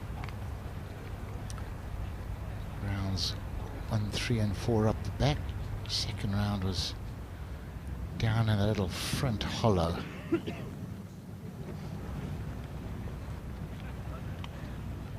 This will test the best. He is one of the best, to be fair, but this will test him. Got an average lie, Tony. He's got a sprinkle ahead that's just outside his line, so. Yeah, we see it, Wally. Is this through the air all the way, or bump and runner? Yeah, it's a bump and runner for me, just on top, and let it release. But he needs to be pretty accurate with this one. Anything short will be back at his feet.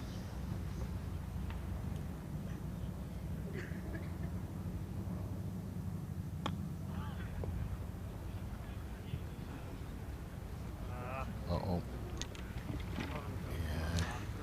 It's okay. Not great. No, not great. It wasn't easy, though, to be fair.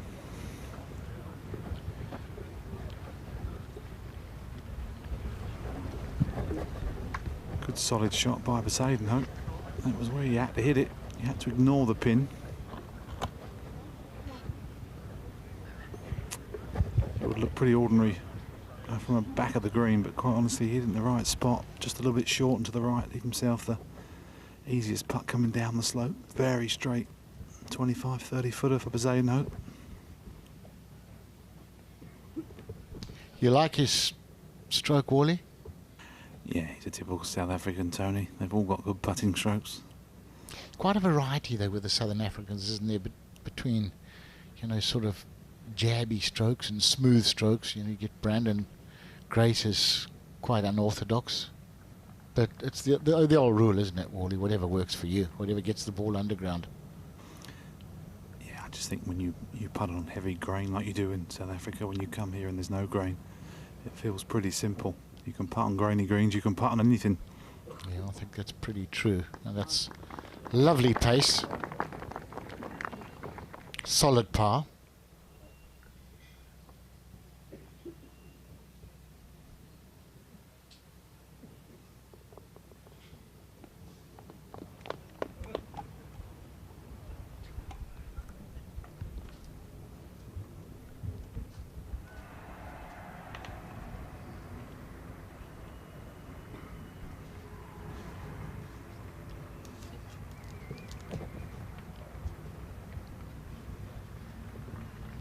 Notes.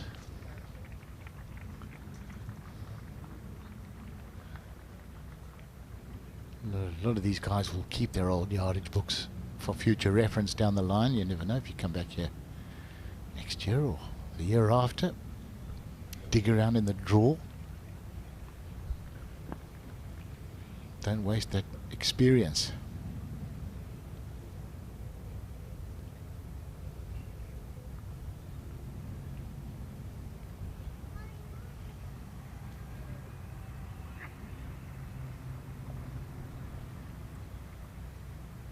Got to be positive.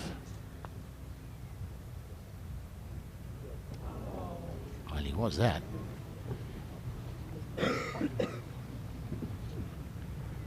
Plenty of pace.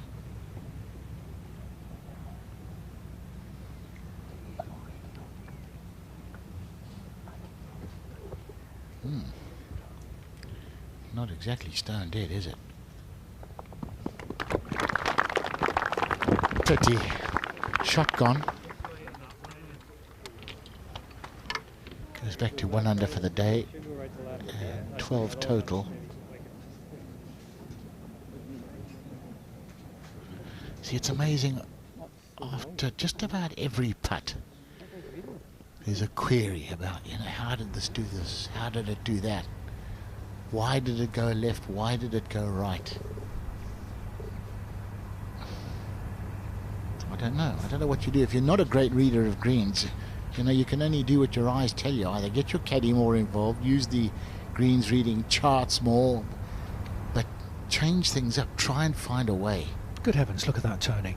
Another birdie for Andrew Johnson. Brilliant. He is 9 under par, and he's got the par 5 16th next.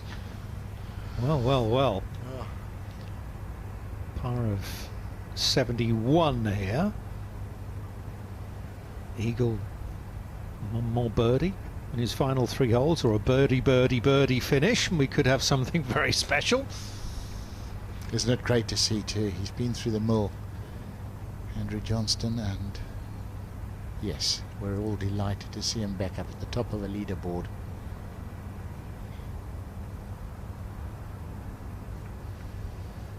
Well, let's take a look at the par 3 9th hole. 218 yards of it today. We had a look at that hole location, didn't we? A little bit earlier today. Cut over on the right hand side, just beyond the furthest of the 2 right hand bunkers, guarding the greens complex.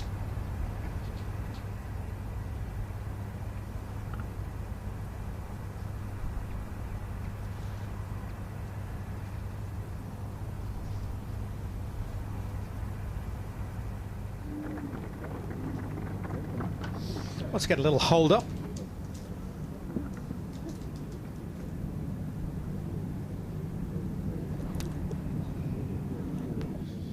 Rather a beautiful day to play golf and to spectate. Just gorgeous out there. About 20 degrees temperature.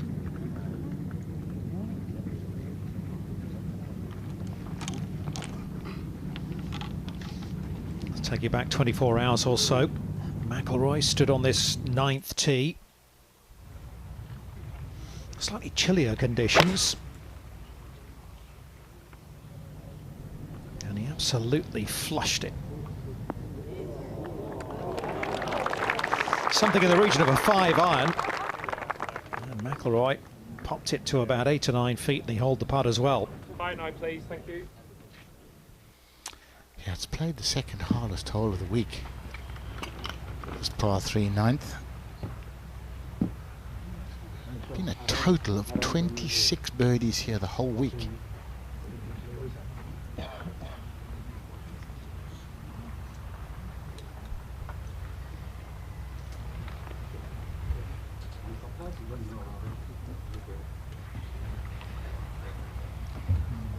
I don't know much. Problems on this hole for Bezuidenhout on day 1, ranked up a 5. Show up for it and I'll play some golf. Pars on Friday and Saturday.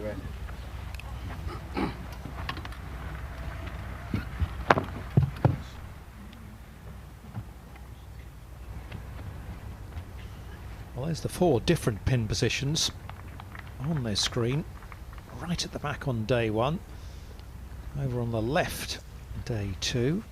With the runoff area very much in play. Perhaps the easier of the 4 maybe on Saturday. And a saucy little number for the final round.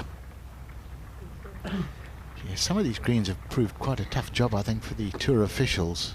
We looked at the second green before the tournament started, and to be honest, you walk around it looking for the, where you anticipate the 4 pins are going to be, and it was a bit of a guess, wasn't it? And we couldn't really see four sensible pins out there. Very slopey, very lumpy and undulating.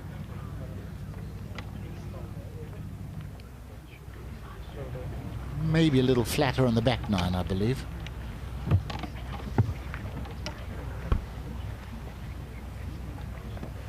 So Bezuidenhout 1 under par so far today. He double dropped at number 2 and then came back with a birdie at 3, but all pars otherwise. McIlroy got off to a good start.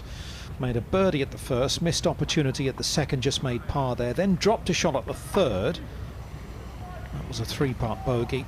Got that straight back at number 4. Picked up another shot at the par 5 7th. He actually had an eagle putt in there, and then the bogey recently at 8. Now they are having fun, aren't they?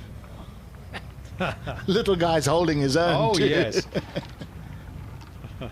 They tend to do that, don't they, the little ones? No quarter given. What they lack in size, they make up for in heart. A bit like you, Obies. Well, they say it's not the size of the dog in the fight, it's the size of the fight in the dog. Thank goodness for that, because otherwise I wouldn't have had a career out here, Dom. So Bezuidenhout, ready to go. 218 for Bezuidenhout. Back right pin here. This is a toughie. A little bit of a hold up. Ollie Wilson ball on the last, finished on top of a picnic blanket, so had to get a ruling for that one. A good solid shot there to the middle of the green.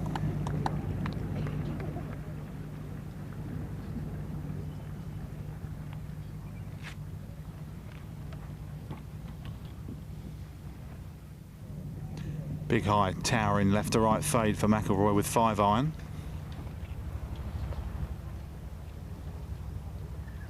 Doesn't want to overdo it. This trap on the right's pretty deep.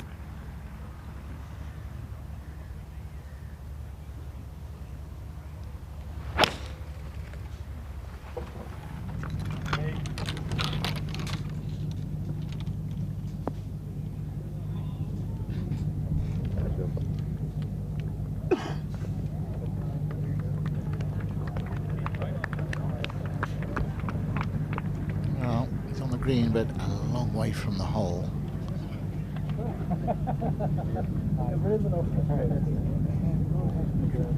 It's okay though, it is 218 yards.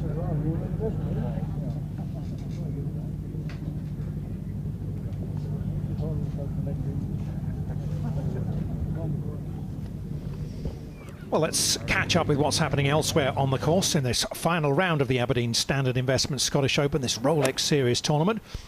First of all to Matt Kuchar, his second shot into the par 4 second hole. Only made a 5 at the opening par 5. Great chance for Kuchar to fight back, and he did. He holed there. He's parred the third since. Justin Thomas, meanwhile,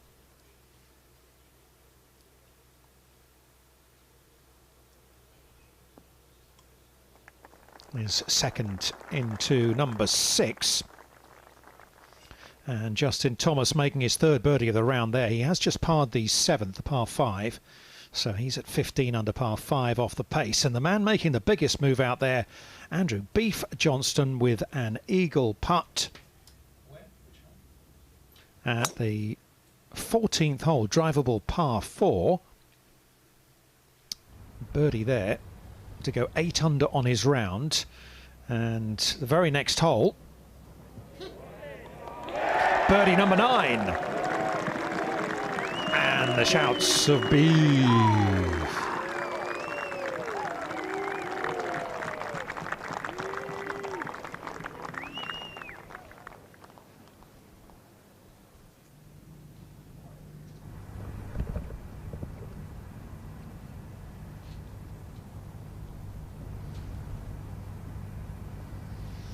So Johnston to 19 under par, only 1 behind. I can tell you, I've seen that he's hit a good drive down the 16th, the par 5, so he'll be having a pop at that one in 2. And if he makes eagle, Andrew Johnston will lead the Aberdeen Standard Investments Scottish Open. Tremendous stuff.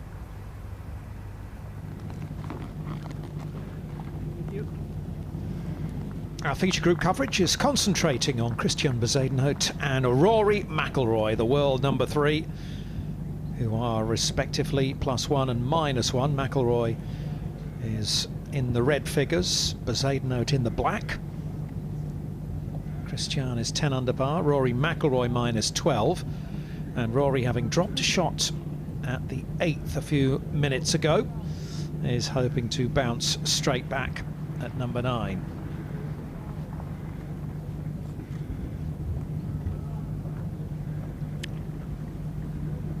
Couple of decent iron shots from these two. Tough hole, the 9th, the par 3. Slightly elevated green, so it's tough to really get a feel of what's needed. And this one's very straight, this putt, across the slope, 30 feet. Looks a little quicker to me. Quite dry on the top of this green.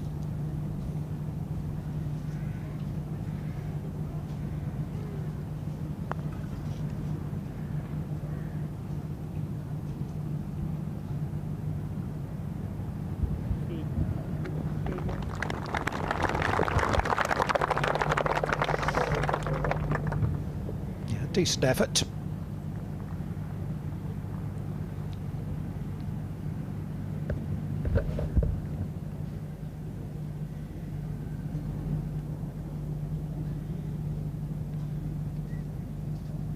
Similar sort of putt for Bezuidenhout. A little bit more up and over the slope, but again, very straight. Unusual here at Renaissance to have two 30-footers that are almost dead straight. Quite a good chance, this one, for a birdie 2.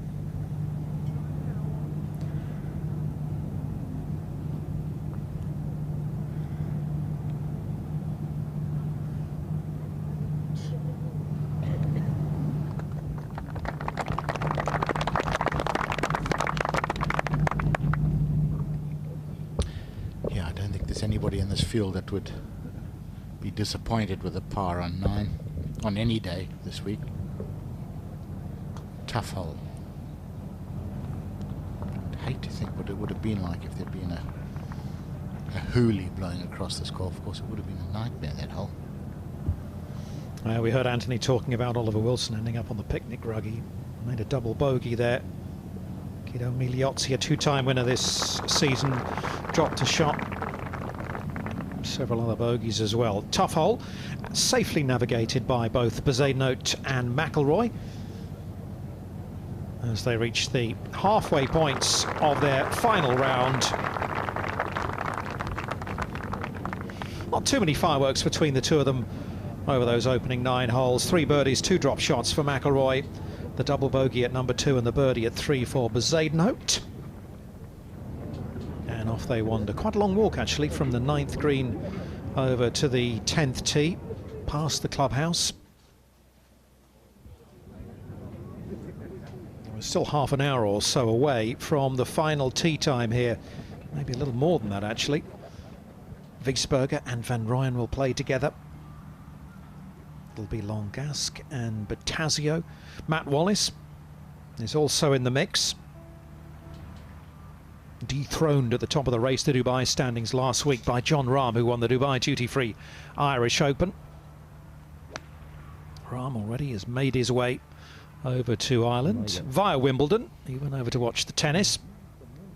Frenchman Victor Perez has thrown in a closing 66 to climb inside the top 20.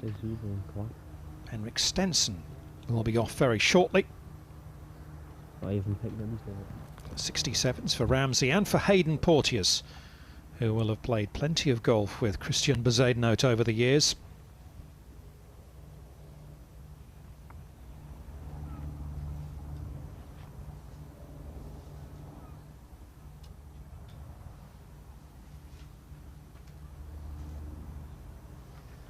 Talked about what a wonderful part of the world this is, not too far away from Edinburgh. That's Muirfield, which is right next door to where we are at Renaissance. Historic North Berwick Golf Club, the 13th oldest club in the world, is nearby. So are the likes of Long Nidri and Dunbar Golf Club as well. Archerfield is just next door as well to us at the Renaissance Club. They call it the Golf Coast here in Scotland, and you can see why from those pictures. Lovely, lovely, peaceful part of the world, but you've got Gullen as well nearby. So really good, strong golfing country. Here's the next challenge. The sort of double dog leg, if you like, just snakes its way down there. The 10th hole, only 433 yards. Yeah, that left-hand bunker not in play. You can see where these guys have been hanging out. That left-hand tree is in play. If you tug it slightly left off the tee, you get a little bit stymied behind that. And the flag today, 29 on, 7 off the right, way up in the back segment.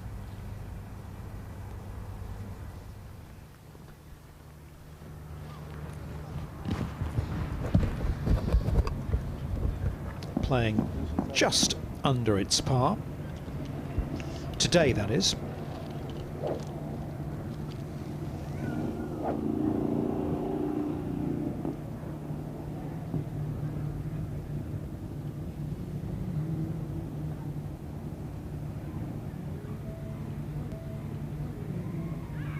Driver here for Bezuidenhout.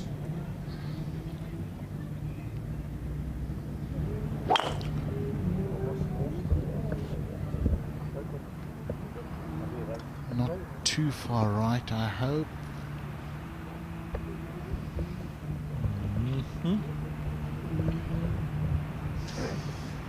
Well, could bring those trees down the right-hand side into play there.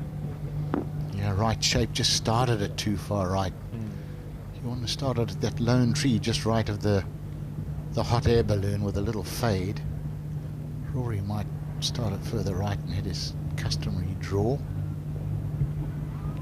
We shall see. Well, just a laser actually. Just started down the middle and hit it dead straight. That'll always do the trick. And miles.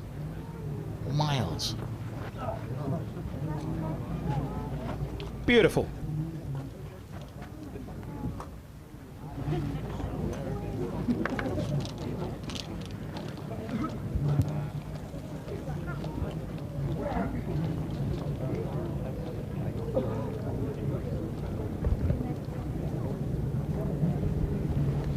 Christiaan Bezuidenhout tended to favour the little left to right shot, hasn't he, off the tee, a little gentle fade, sometimes slightly more pronounced. He's in the green, and McIlroy pretty much arrows straight down there in gold. Meanwhile, I can tell you that Andrew Johnston has made another birdie, this time at the par 5, 16th. That's birdie number 10, no drop shots. And he has tied Bernd Wiesberger at 20 under par. What a sensational round of golf. 2 holes to go for Beef. And he has made a terrific move on Sunday. Just goes to show you, there is a score out there without a shadow of a doubt.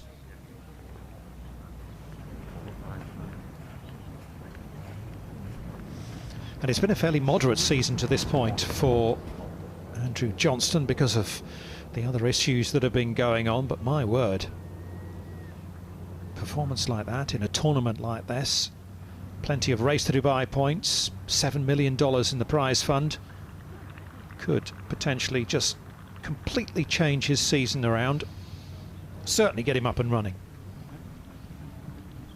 Exactly what he needs, isn't it? Just to get the belief back again.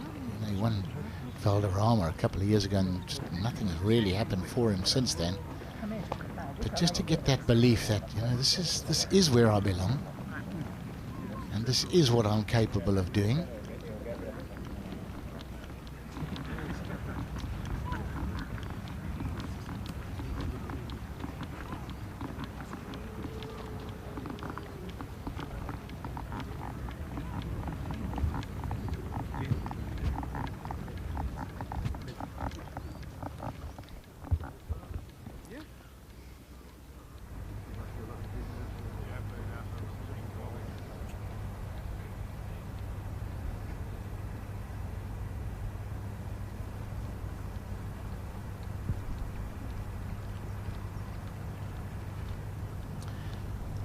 according to that, Bezuidenhout's just in the second cut. Hopefully not in the thick stuff. Big difference, 43 yards difference between the two of them, my goodness. Yeah, whilst the tree shouldn't really come into play, he might not get an awful lot of control on it, certainly not as much as he'd like.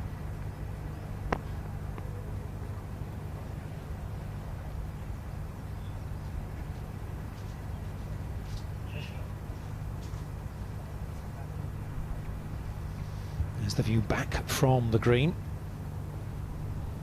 Bezuidenhout away on the left-hand side of your picture, the right-hand side of the fairway, into the rough. He has tumbled.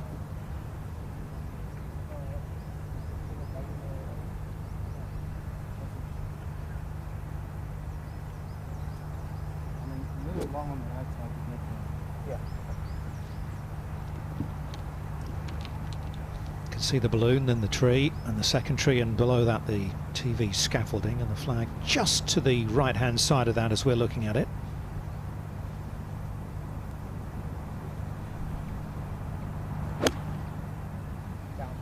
Oh, he thinks it's jumped on him. He thinks he's got a flyer, has he? A little. Could be a fairly tricky little chip, that. Little bump and run, I would say. Got to get a lie though. You've got to be, those little bump and runs so important. If you can just get the club on the back of the ball cleanly, so you can gauge how much spin you're going to get. 127 for McIlroy. I'm not convinced. He's got the club he needs here, slightly in between clubs, I think. Ball slightly below his feet. It does have a bit of a backstop here, so can go straight at this one.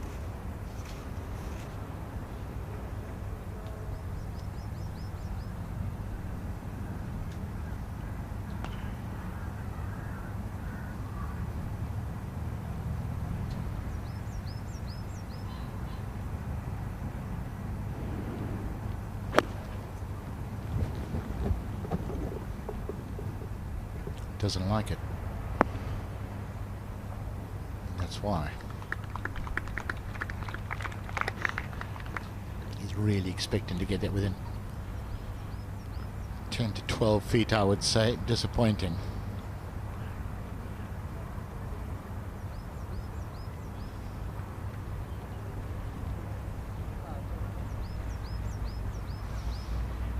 Oh, I told you about the emerging story of Andrew Johnston. 9 birdies as he stepped onto the tee at the par 5 16th, through the green in 2. That was his third. Setting up a birdie chance from just about 3 or 4 feet. And he would hole that for birdie number 10 to climb alongside Wiesberger at 20 under par and tied for the lead. This was his tee shot at the par 3 17th. Pin today, 11 paces on, 7 from the left, so down in a little bowl, quite inviting. And another chance. Well, if he gets that one, he will go 11 under par with a hole to play. It's a par 71. And could we be about to witness the second round of 59 on the European Tour in history? Remember, Brandon Stone closed out with a round of 60 to win this tournament last year, down the road at Gullen.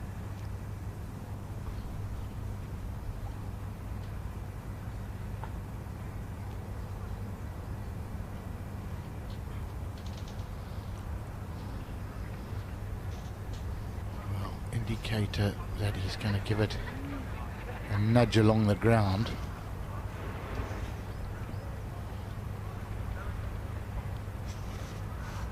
A few cables to negotiate for Bezuidenhout. This is a difficult one.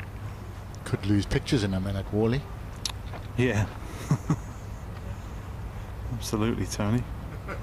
Unlucky to go through the green. You could see with his curtailed finish he tried really hard not to get a flyer, but sometimes when it's as dry as it is, it's hard to avoid them.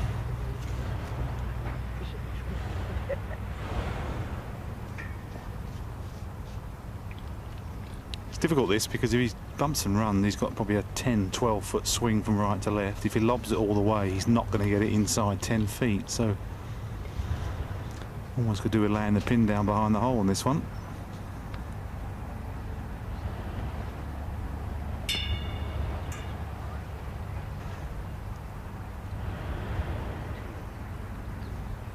It's definitely the bump and run. He's just got to be really, really careful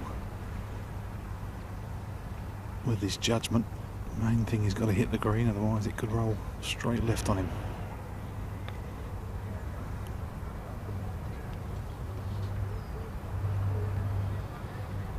He expected a softer first bounce. It scuttles away.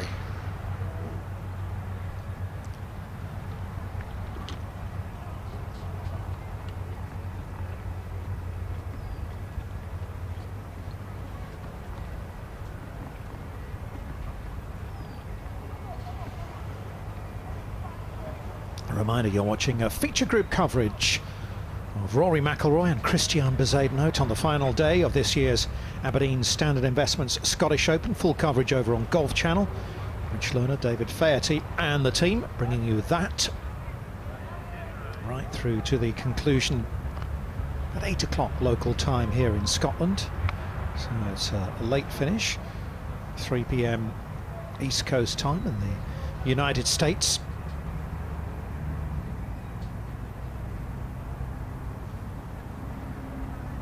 Understandably taking his time with this one, McIlroy. It's a funny one, sort of almost down a little bit of a channel. I think it will break from his right to left towards the end, but not much. It feels like it should be a lot more, but it's pretty straight.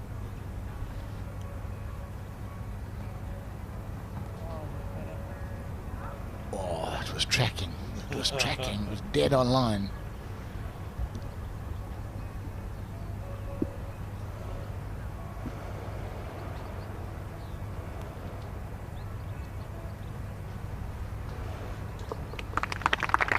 Taps in for a 4, and McIlroy stays at 12 under par.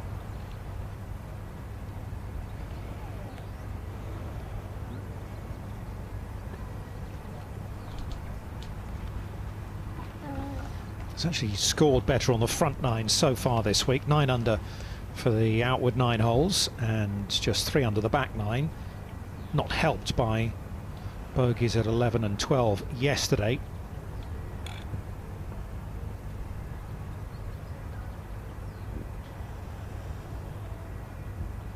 Bezuidenhout a bit better, a lot better on the back 9. -7 over the closing stretch, the homeward holes, but this one's for par.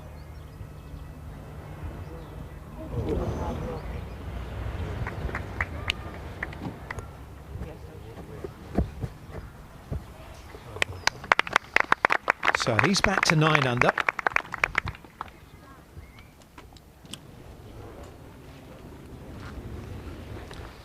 Over par today is not a good thing, is it? He's 2 over today, and he's 9 under par, but he's gone back to 61st place. It's an indictment of just how good the scoring has been this week. It's been astonishing. Birdie putt for Andrew Beef Johnston at the 17th to go 11 under today. Oh, just straightened. So nice to see the smile back on his face. He's always said he just absolutely loves playing golf. It'll be nice to see the joie de vivre back in Andrew Johnston out on the golf course. Well, birdie at the last inning will match the feat of Brandon Stone by shooting a final round 60. I suspect it won't be good enough unless the wind really blows to win this year. But a mighty fine effort anyway. McIlroy out with the driver at 11. Big high launch for McIlroy. This one straight down the diddle.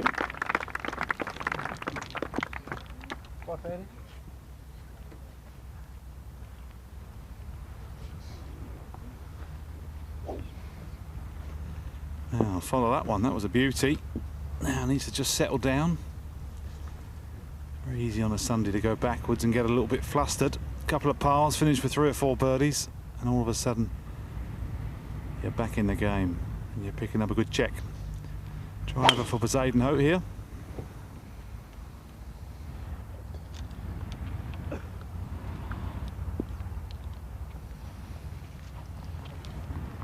And again, it just gets away from him to the right. Just makes everything so much trickier.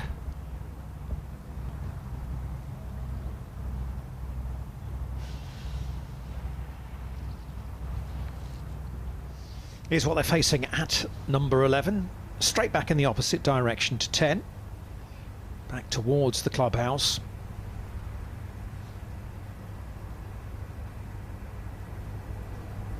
It's been a costly hole for Rory. A couple of drop shots here. And that left-hand bunker protecting the hole today.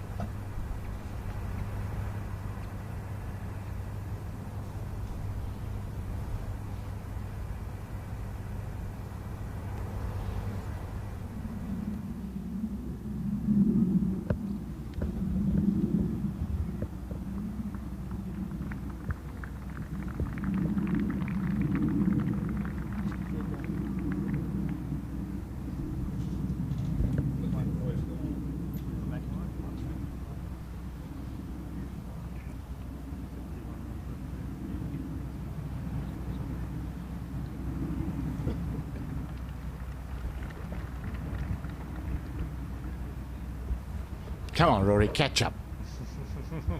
Oh, he lost his head. He's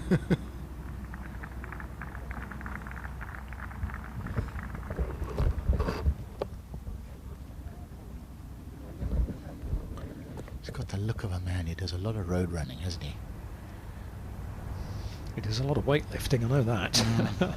Yeah, amazing. From when he first came out here on tour, you know, skinny little guy with a bit of puppy fat on him, and now, you know, they all have their personal trainers and they all look strong and ripped.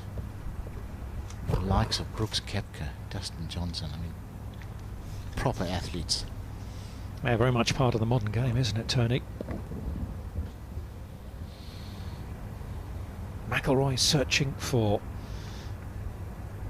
a 14th European Tour title. And remember, next week a 5th major as well.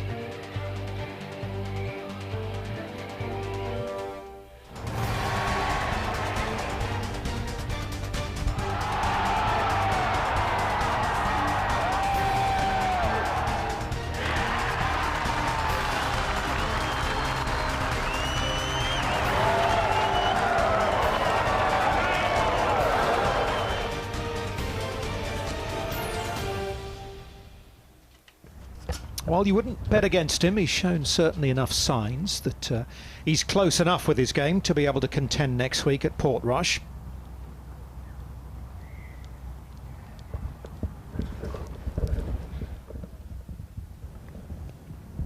I expect we'll see someone a little more focused, a little sharper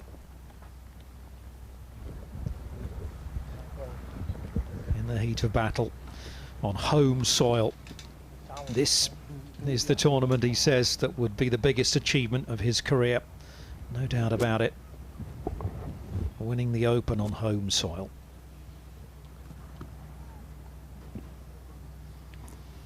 .161 for the South African Bezuidenhout.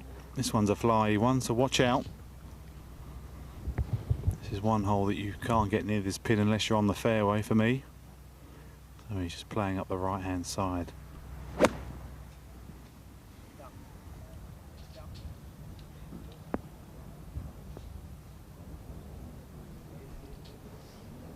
Asking it to sit down straight away. Takes the slope off at Wonders. Needs to start finding some fairways, doesn't he, Bezuidenhout? Yeah, just so much more difficult. And you know, as soon as it comes off the club face, you can feel it slide up the face and you know it's just gone.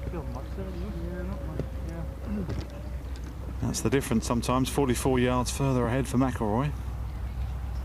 117, all of a sudden this is a birdie chance. Big difference In the 2 tee shots, he can go at this one with a gap wedge.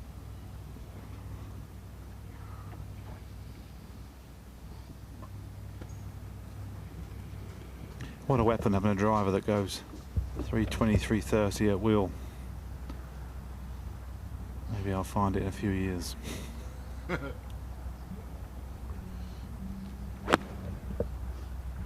Maybe I should go to a harder ball. Oh, delightful. The wedge play is better. There's no question. He's found something. He's found a way to gauge his distances better with the wedges, which is great to see. Well, it was an area that held back Dustin Johnson, wasn't it, for quite a long time, until he really worked hard on that, and now one of the best wedge players in the world, DJ. Yeah, I think it is harder for these guys that hit the ball so far.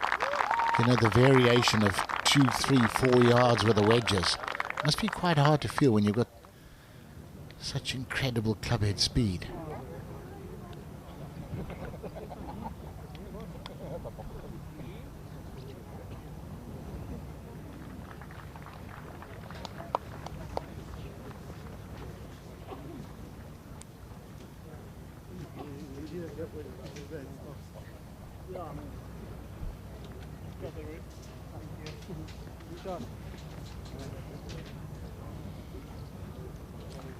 Well, bogey par bogey on 11 this week so far. Might just square things up here with another birdie. Ease the pain of the 11th.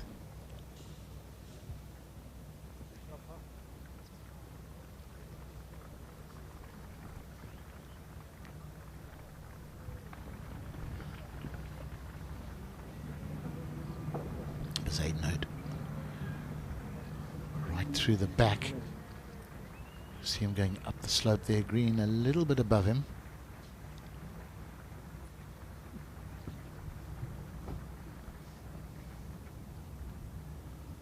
Easy as they come. This one, it's got a good lie, pretty straight, just a touch downhill all the way, so really not a difficult shot. How good was Rory's tee shot and second shot? Good hole, the 11th.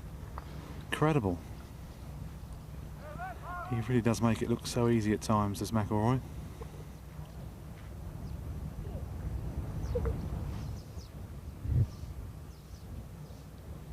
Oh, this is looking rather nice. Very nice indeed. Beauty.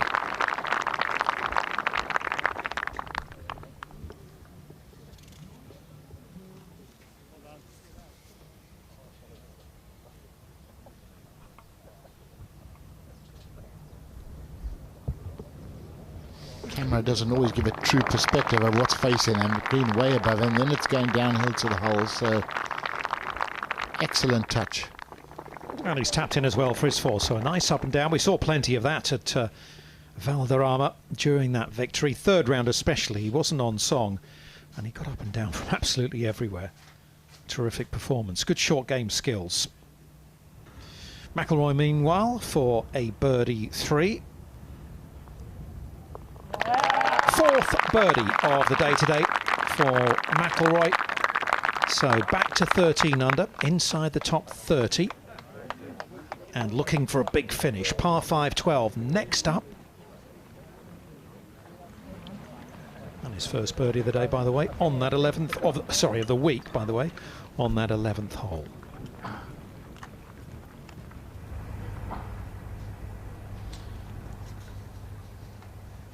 Hole, 600-yard par 5. It'll be interesting to see what Rory hits off the tee here. That left-hand bunker is reachable, but we've seen him hit 3 woods off the tee and not carry it over the corner trees, clatter in the trees and get into a little bit of bother. We sort of feel that he could take that corner on with a driver and blast it past everything, but he hasn't tried it this week.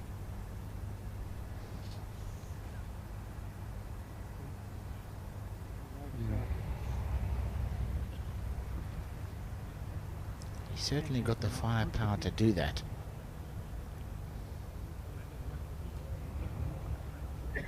Rory down to the wind this one today, if I'm not driving as far.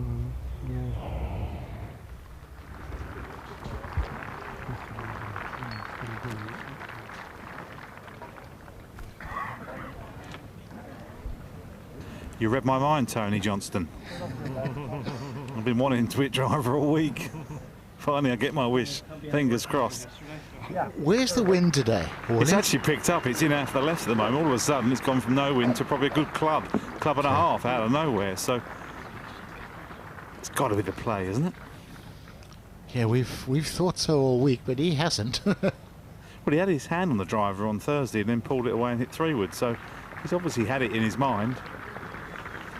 And he's in the 30th odd places, so he might as well give it a go. He's not really played this hole great all week. Number 12. Right again. Oh, we right. Can he carry it over the top? Oh no, it catches the tree. Ricochet.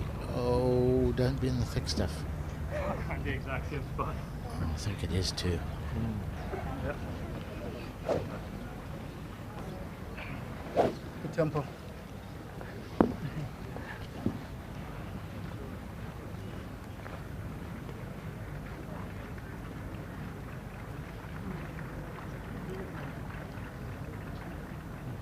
Bezuidenhout.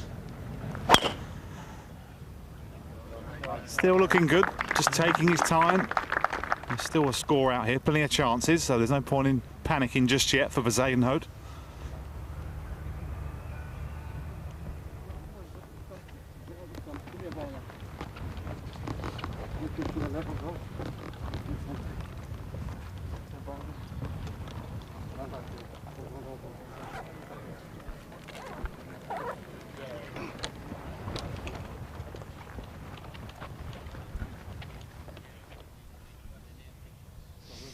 Potential problems then for McIlroy down that 12th hole. Bezuidenhout in pretty good shape, and he's got every chance of getting home in 2.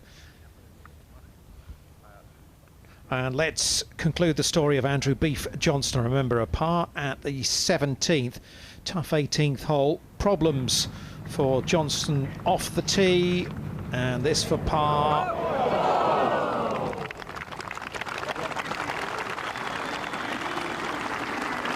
Well, his only drop shot of the day coming at that difficult 18th hole. And Beef Johnston for a round of 62.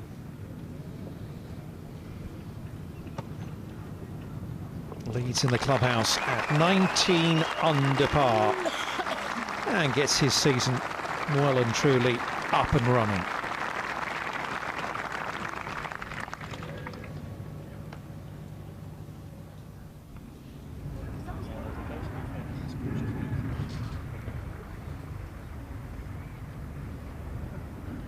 He's not qualified for the Open, so there's a chance that Johnston, if he finishes as one of the best 3 players inside the top 10, long way to go yet, but could earn his passage to Portrush, so that would be terrific.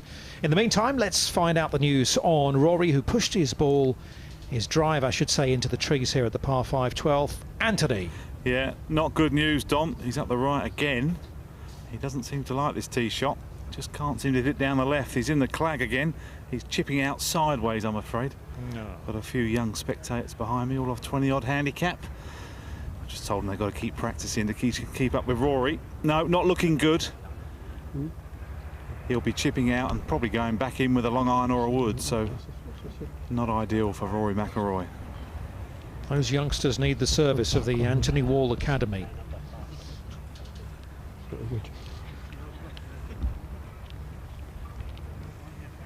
He knows a thing or two about the swing. Our man down there on the fairways.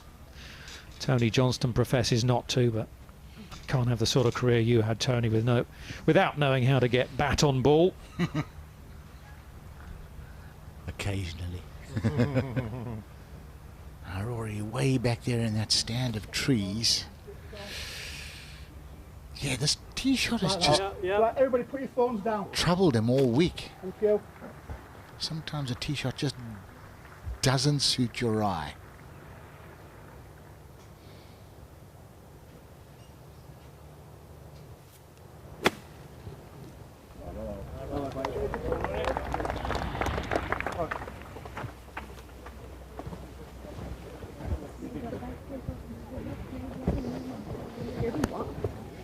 So he's done what he needs to, back on the short grass. Good hold here today at 12. 305 left for Bezuidenhout. Not sure he can quite get there, back into the wind. He's going to give it a go though with 3 wood. And why not? That's how you win golf tournaments, by being brave.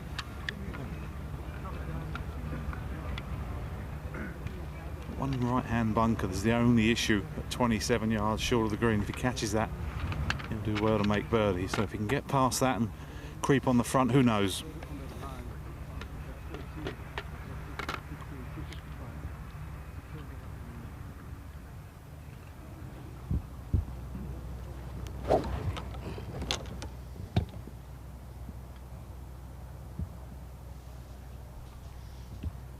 Another weight, Whittell and Wilson, just about to clear the green up ahead. News on their progress. Romain Whittell, the Frenchman who's had a rotten season outside the top 200 in the race to Dubai, is 3 under par. And at 14 under for the championship, and Wilson's struggling. He's going in the other direction. Just running out of steam. He's at 3 over par, all the way back at 8 under. Whittell, another one who would love to climb inside the top 10 and get himself qualified for the Open next week at Royal Portrush. Bezuidenhout and McIlroy are on their way to Northern Ireland. Bezuidenhout, by virtue of winning the Estrella Andalucía Masters, one of the other Open qualifying series tournaments. Actually only 4 spots available now. 3 today at the Aberdeen Standard Investment Scottish Open, and then 1 spot available over at the John Deere Classic on the PGA Tour, and then the field will be complete for the 148th Open. Here we go.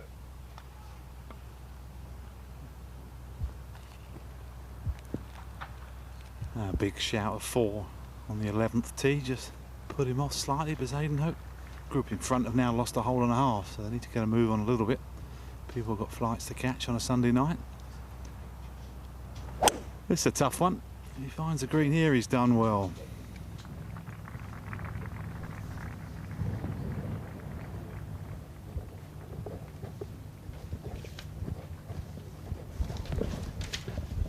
$256 for McIlroy.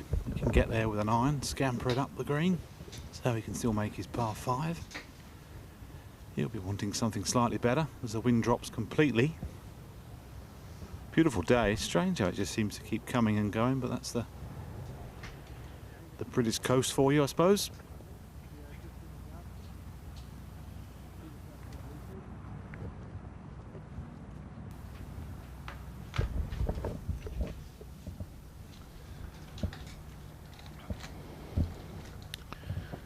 So down in the bowl, the flag,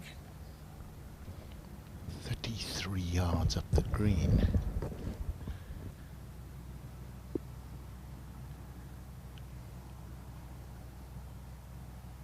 Get a little draw going around there and run it all the way down to the hole, or the way he hits it, he might just fly it all the way there.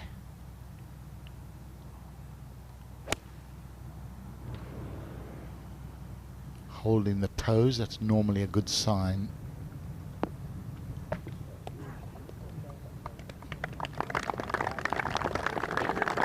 Not bad.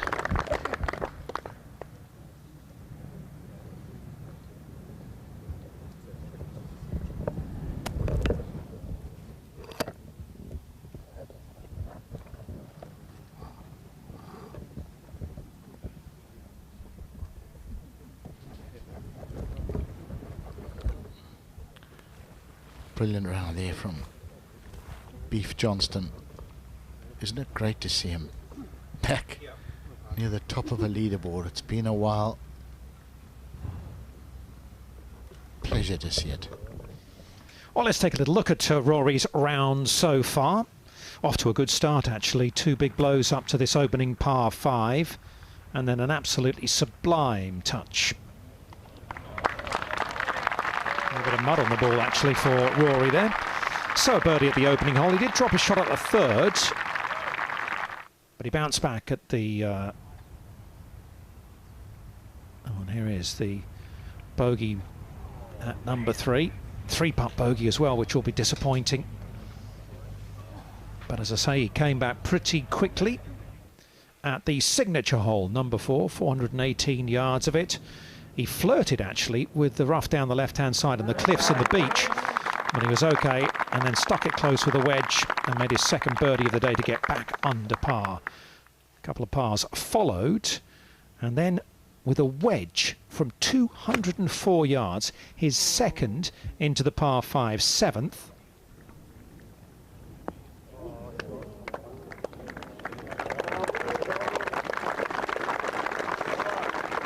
Didn't hold the putt for eagle, but he did make birdie there as well. And McIlroy moving back in the right direction. Dropped a shot at 8, parred 9 and 10. And then at the par 4 11th, a hole that hasn't been kind to him so far this week, another lovely wedge. Now McIlroy would hole there to go 2 under on his round, 13 under for the championship, which is currently just inside the top 30.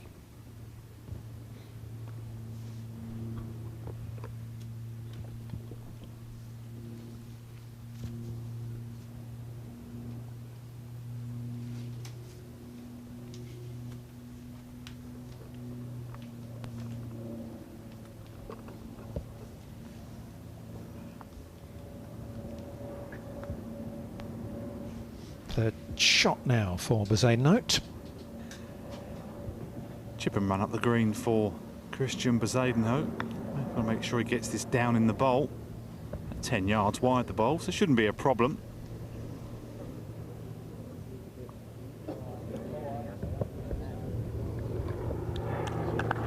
Nice, keep coming, keep coming. Well judged.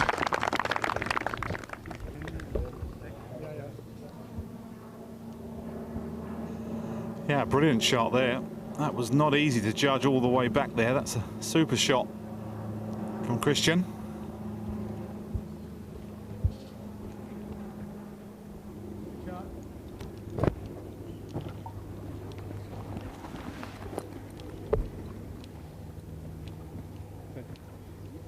Now after 256 yards, he's got it within about 8 yards. Brilliant for McIlroy. Those sort of things you take for granted when someone has that much talent. This one will steadily break right to left. It's actually quite a good chance considering he was in the trees after his tee shot. Sometimes it just takes one magical moment.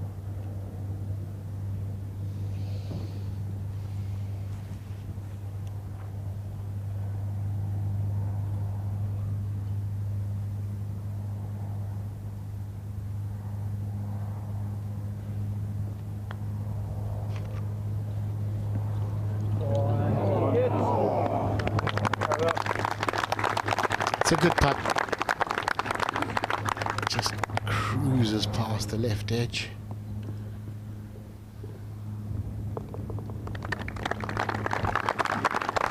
Just a 5 though, so McIlroy stays 13 under.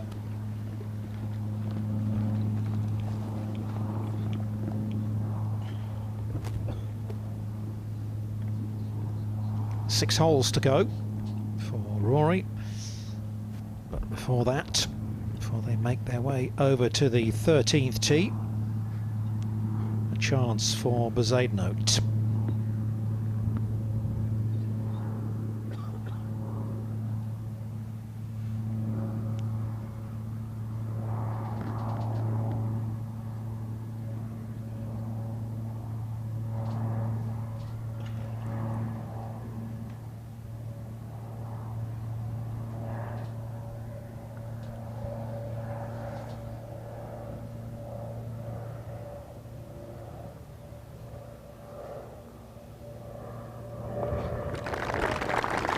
So he's creeping back closer to level par today.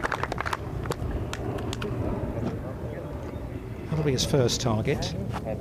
Get back to even. And then see if he can nick a couple more birdies, maybe even an eagle at 16. Work your way up that leaderboard and earn yourself some more Race to Dubai points. Currently stands at 11th in the Race to Dubai. And this is up next. Well, the shortish par 4, 422 yards. And just a slight dog leg from left to right, with the hole cut today tight on the left-hand side.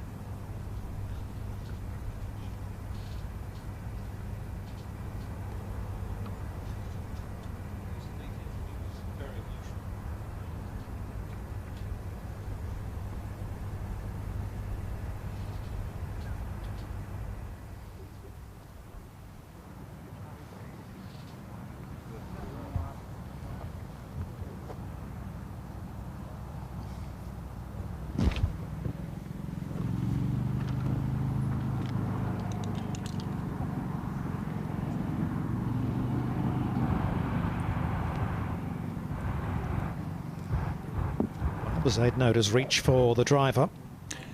Yeah, interesting. All of a sudden this hole's gone back into the wind where it should be down, so clearly it's not making its mind up that time of the day when maybe the tide's changing. Good play. Bit like the 8th, hit driver, get it as close as possible, then it becomes a birdie hole.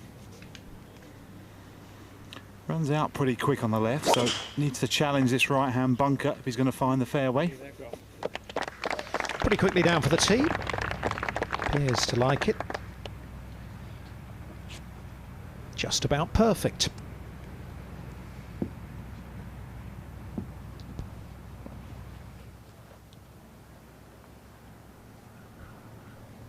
Three-wood for McIlroy. Yeah, probably the right play, three-wood for McIlroy. He can probably just about run out. Tends to draw his three-wood. Two perfect drives. McIlroy past Bezuidenhout with the three-wood. He is quite something, isn't he? A very special talent, Rory McIlroy. It's been really enjoyable watching just about every shot he hits this week.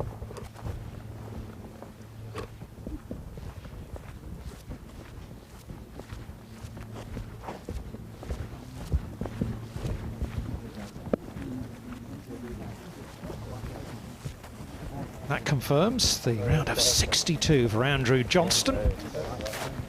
9 under par, in at 19 under. Stunning stuff from the Englishman.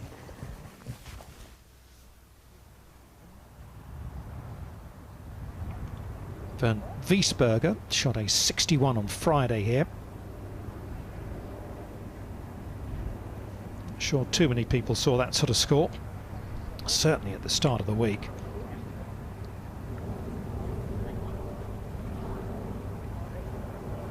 You always expect, don't you, Tony, when you come to a seaside links, a little bit of breeze out there, and we just haven't had too much at all. So the main defence of the course is suddenly gone, and then all the rainfall we've had softening things up as well has made this a sort of different sort of challenge to what you would ordinarily expect. And I'm sure it's very different when it's firm and running, this course. Oh, heck yes. If this was firm and running with a crosswind blowing off the sea, you might have had a 10 under winning score rather than, this is going to be over 20 almost certainly. That's the key. We saw when Tiger won at St Andrews. You have a calm week and he just absolutely hammered the course, which was a pity because all of a sudden it was decided that the course wasn't tough enough and a lot of changes were made, and not all of them loved by the traditionalists. Just a fact of life. When links courses are soft and calm, they can take a pounding, but I don't think you could start redesigning them to defend for that.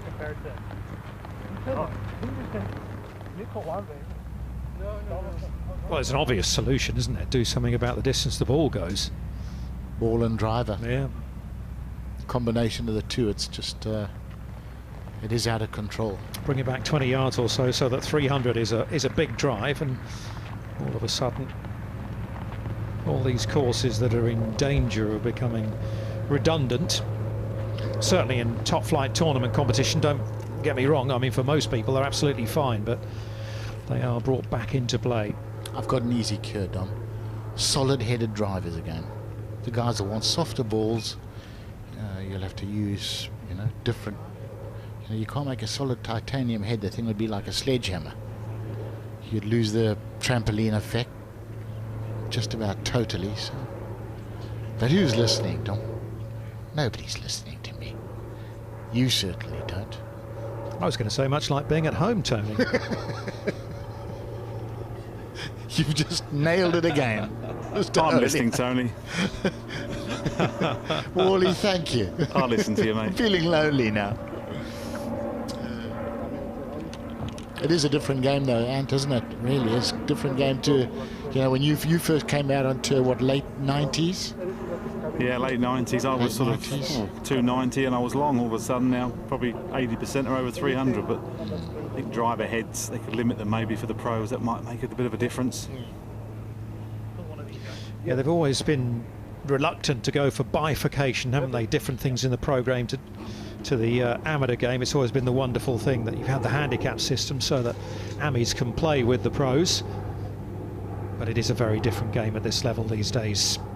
So Bezuidenhout's second, looks like a wedge. Yeah, 125. The overhanging branches are affecting him slightly, so we'll be looking just slightly right of it, trying to draw it in.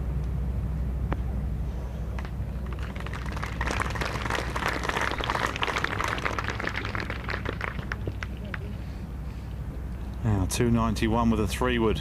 I don't go that far on my holidays. 122 for McIlroy. That's a long hit with only about 10 yards a run. He can go straight at this one with his high ball flight. Just a nice gap wedge.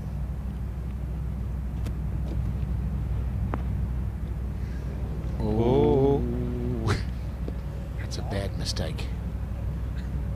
The one thing you cannot do is be short of that flag.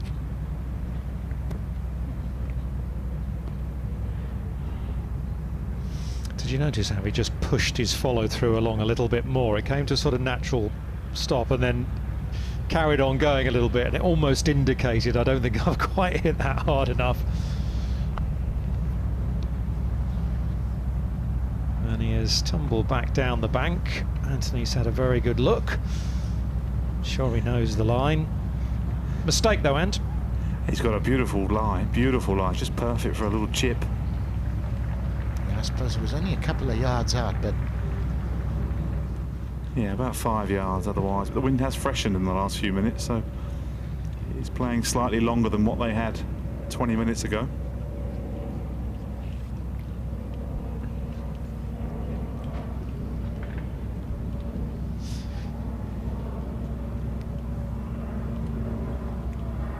Quite a large putting surface here at 13. They've dotted the pin around a little bit. Couple of back right options on Thursday and Saturday. Towards the back of the green on Friday, and tucked away on the left-hand side on Sunday. Interesting, got the putter out. That's a funny one. It's quite thick down there where all the water gathers. So he needs to be careful. Yeah, back in deep in the bag. There you go. It's definitely a chip. It's a toughie, but it's definitely a chip for me, for McIlroy.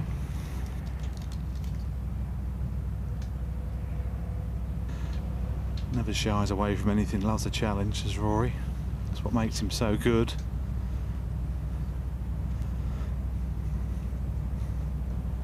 Normally plays the hard ones really well. It's the simple ones that occasionally lets him down. Just pop it up on top and let it release from left to right.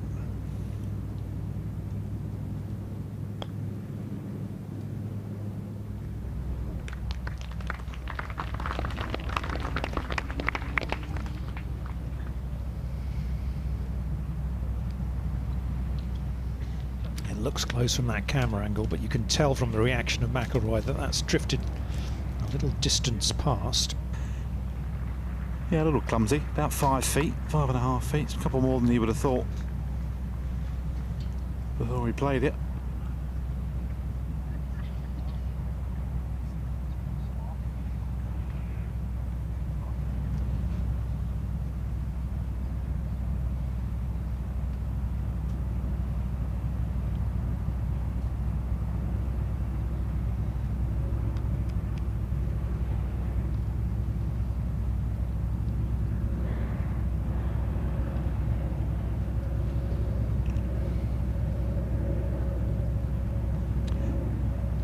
chance here. A little left to right all the way, so not a tough one to read for Bezuidenhout. Just to get another one back-to-back birdies.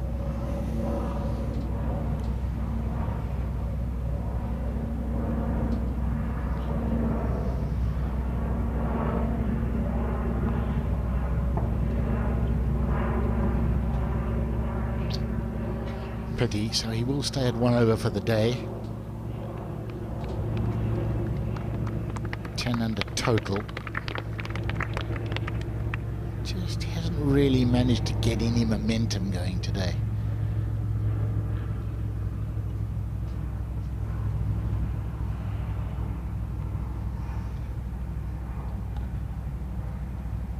Another little tester then for McIlroy. Slightly downhill by the look of it. Yeah, not a lot in this one. Just 5 feet down the hill. Maybe just on the right half.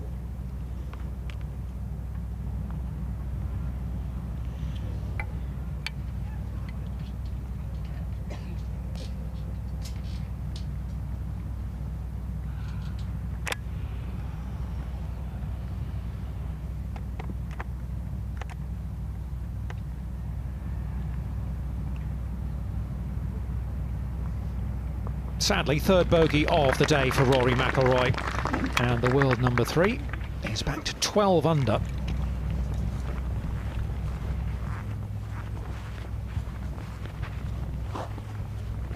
He'll definitely need to be sharper on those 5-6 footers next week at Royal Portrush if he's going to have a chance of winning the Open. Liesberger just underway. Andrew Johnston with that blistering round of 62. Callum Hill, the leading Scot. Terrific closing 66 from him.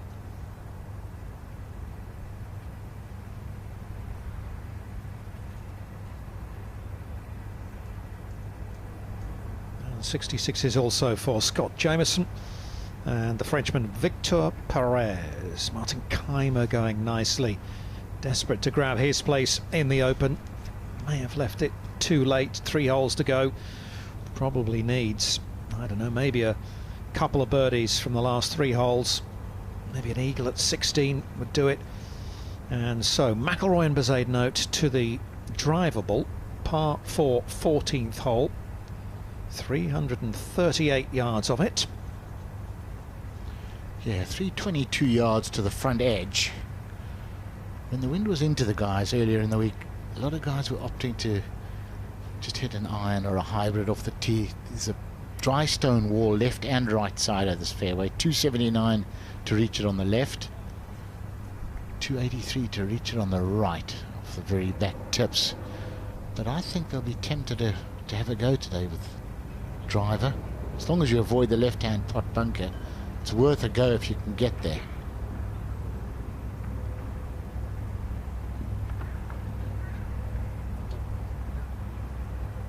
Things beginning to unravel, I'm afraid, for Oliver Wilson in the group ahead. He's 4 over par. He's just dropped a shot at 13. He actually got off to a pretty good start. Ollie, a former Dunhill Links champion. 2 under through the first 5. Bogeyed 6, 7, doubled the 9th, and further drop shots at numbers 11 and 13. He really is on the slide. Back to 7 under par. His playing partner Wattell going better. He's at 15 under par. Looking to turn round what's been a very average season, the Frenchman. And also another player hoping to play his way into the Open at Portrush, if he can finish as one of the best 3 players not already qualified inside the top 10.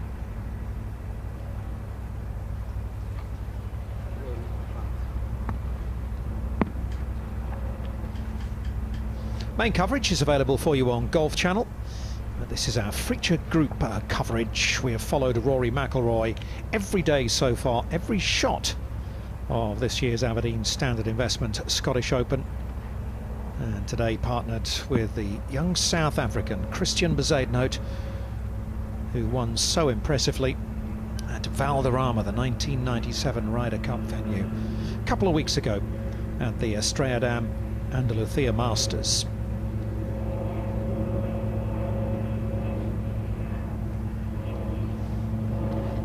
those of you just tuning in. Bezuidenhout 1 over par through the first 13 holes. McIlroy 1 under.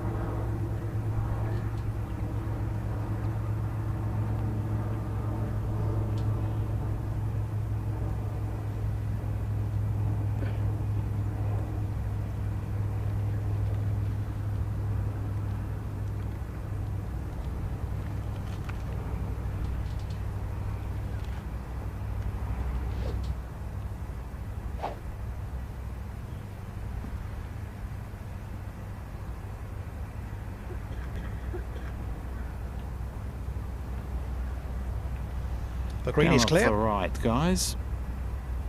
Driver in hand for Bezuidenhout.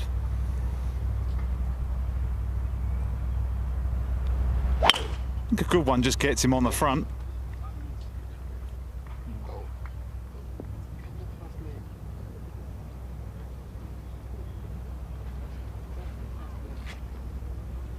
Exactly right. Did it stay up? Oh, did it fall in there? It did, Tony. Oh, it's steep and deep.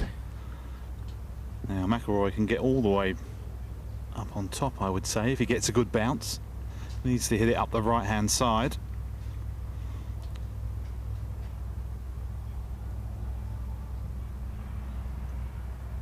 One of his trademark high launches.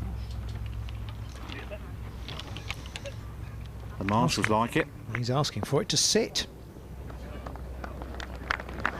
It has sat down.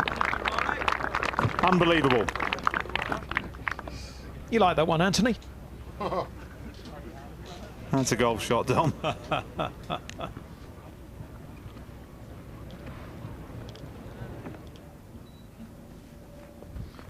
338 yards. Sit, sit. It's a beauty, isn't it? Look at this high launch.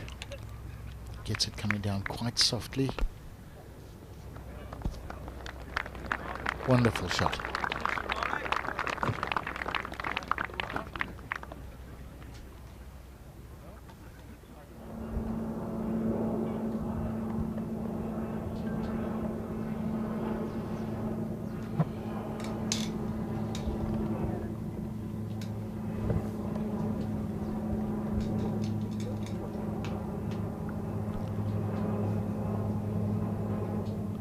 McIlroy, you can see when he wants to, he just tees it up and just gets it going so much higher. Look at the difference in flight between those two launch angles. It's quite a special ability. So at the head of affairs, still Wiesberger in front, but we're enjoying these two.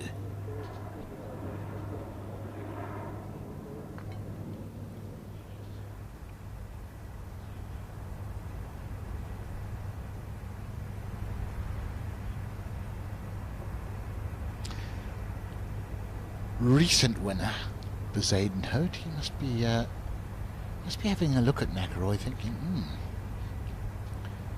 this guy's got some special talents. But you know what? It's all about what number you put on the card. There's more than one way of doing it.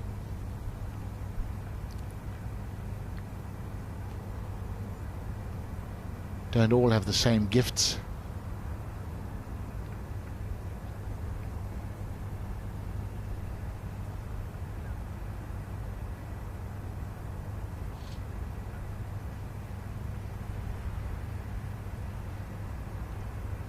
Take what you've got and make the absolute best of it.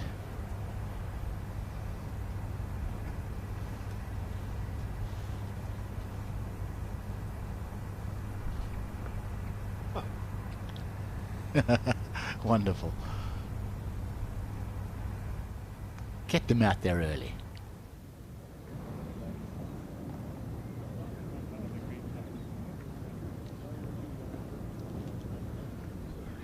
Terrific support out here this week from the crowds. McIlroy pulling a lot of those fans along with him every day. We've had good weather, a little bit of drizzle here and there, but all in all it's been superb for the galleries. Ball of Christiaan Bezuidenhout in the bunker at 14. Yeah, a little bit unlucky. He's not a great lie. A little bit of a hanging lie off, ball above his feet, I should say, and it's almost in a bit of a rake mark. So the control he's going to get out of this one, Tony, not as good if it was flat raked. Well, Wally, his bunker play has improved dramatically. In 2018, he was only up and downing at 33% of the time. This year, he's up to 62%, so 100% improvement, nearly. It's coming up a ridge of about 2 feet, so this one will test him. Got a little bit behind it. Yeah, he's played that well. Yeah, managed to get some nice spin out of those little rake grooves.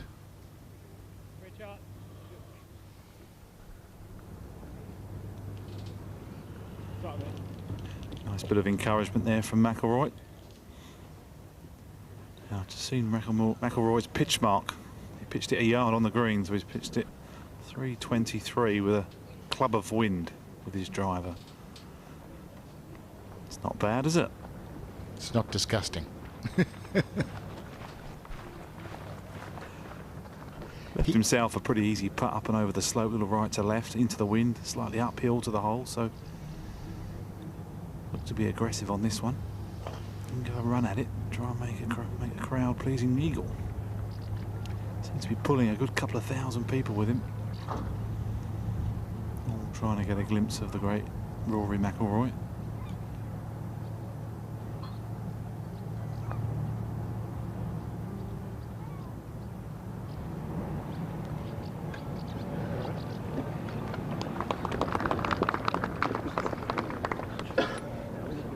That one quite right, did he? Yeah. Hopefully pop that in for a birdie, though.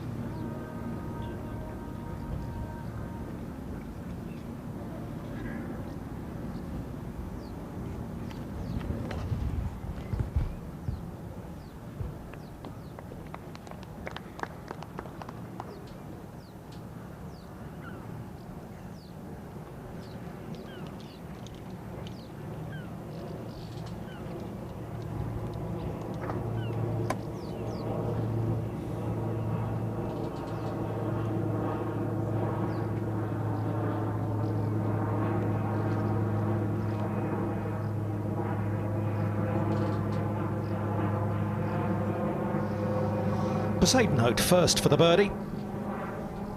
Little uphill, slightly pretty straight this one. Be a good up and down.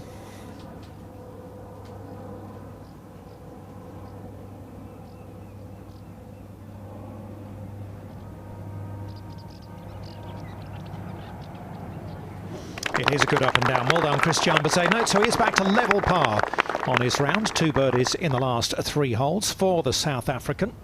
He returns to 11 under where he started the day.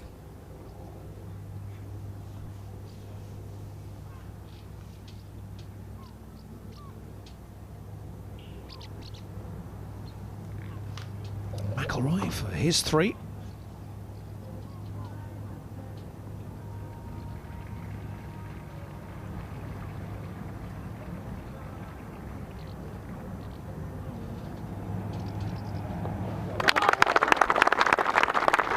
That's more like it. And a nice bounce back after the drop shot at 13 as well. McIlroy returns to 13 under par and sneaks inside the top 30.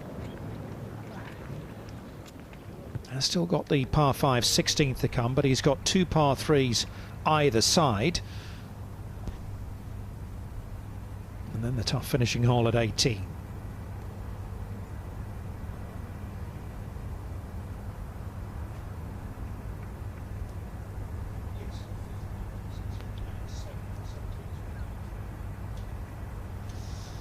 Little wander across the front of the clubhouse and the hotel here at the Renaissance Club to get to the 15th tee where the Hero Challenge was staged earlier this week.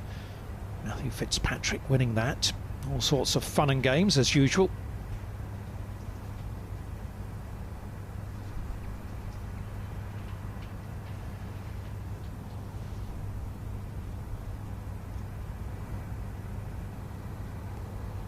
There is McIlroy in amongst the 13 unders, along with the defending champion Brandon Stone.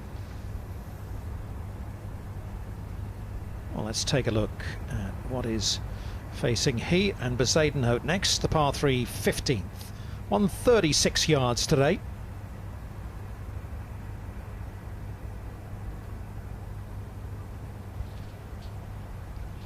Yeah, it was only 115 on day one. It's a nice short par 3. Some interesting pins over the week just to toughen things up. There's a little drop off just right of the flag. You don't want to mess with that because it will feed down into that bunker. It's on a little plateau too. There's sort of slopes all around the hole. Pin high left would not be a bad place to be. 7?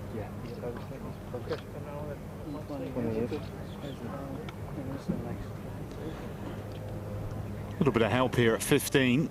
Looking to just hit this one past the pin by a yard or so. Clever green, this one. Nearer the pin is to the front, the harder the hole seems to play. So yesterday's back pin was the easiest, no doubt, of the week. This is probably somewhere in the middle. Just half a club of wind, so should be a full gap wedge. Might even be a soft wedge for Bezuidenhout, looking at that swing.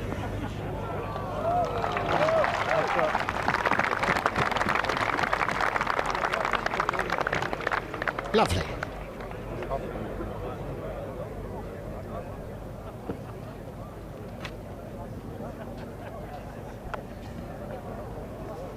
Absolutely perfect position.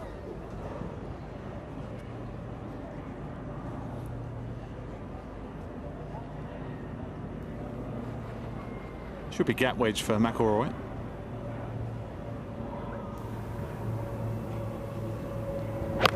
Carries a 50-degree gap wedge.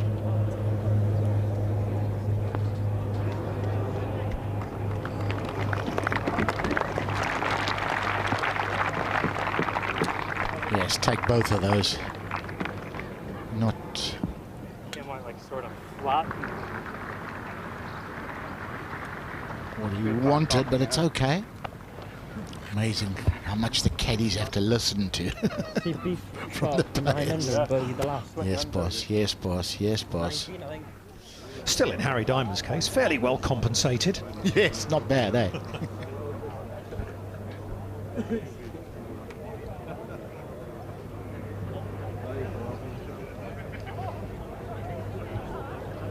I can tell you that Eric Van Ryan, having got a birdie at the opening hole, is in all sorts of trouble at the second. He's been hacking about in the left rough. We've been talking about all week the thick rough on the mound to the left of the green at 17, and he has got a putt from about what, 3.5, 4 feet for a triple bogey 7.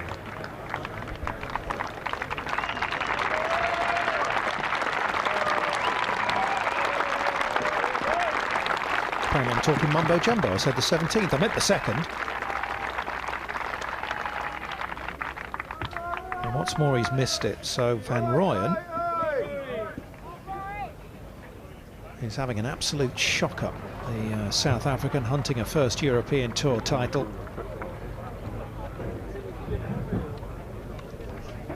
Meanwhile, back at the 15th, and our feature group of McIlroy and another South African, Bezuidenhout.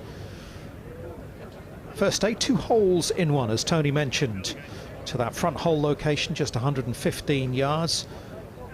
Further back on day 2, further left on day 3, and much more central on Sunday.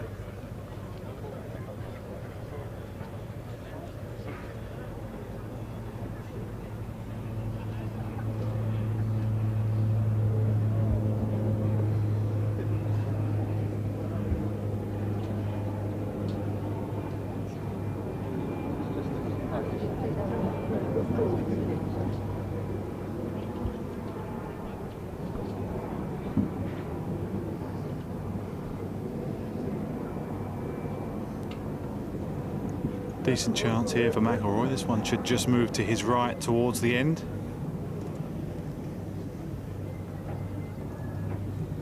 A little quicker this green, not quite so much grass on it. I think it's one of the new ones that was put in a few years ago. Just a little left to right overall.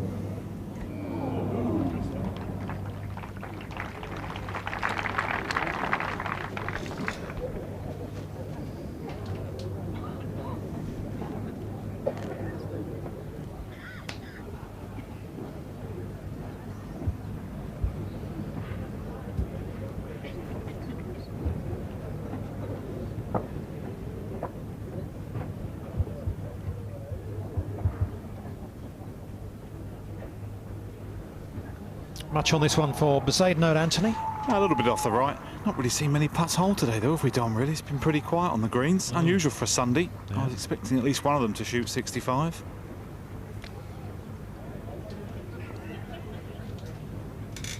Not a seat in the house here at 15. This is beautiful out here. Perfect place to watch a few groups come through.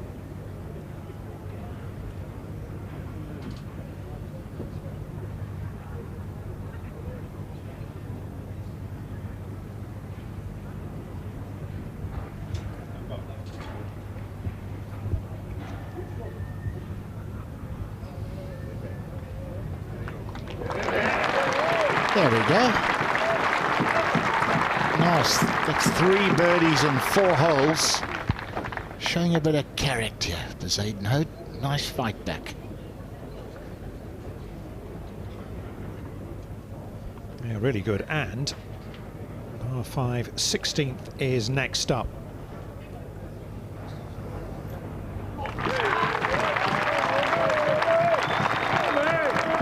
Par for McIlroy. He stays at 13 under, one ahead of his playing partner Bezuidenhout.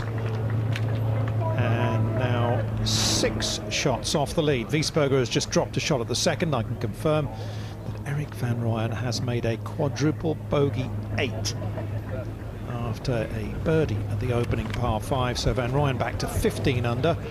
And it does mean that Andrew Johnston, after that terrific closing 62, is tied for the lead with the Austrian Wiesberger, a winner in Denmark a month or so ago. Martin Keimer has got inside the top 10. 2 birdies in the last 3 and a Sunday 65, so he's given himself a chance.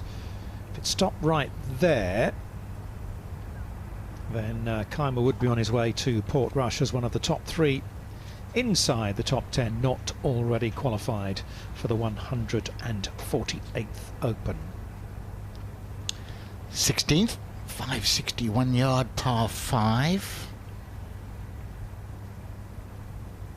2 bunkers up the right hand side. First one not really in play, second one more so, but it's a long way out. 348 yards, and should be into the breeze today, so actually probably just a driver, probably to leave both of those bunkers out of play. It'll take 2 good hits to get up there today though, in 2. And the flag way back, 40 yards up the green. Still 6 yards off the back edge, long green. Good shot, good shot.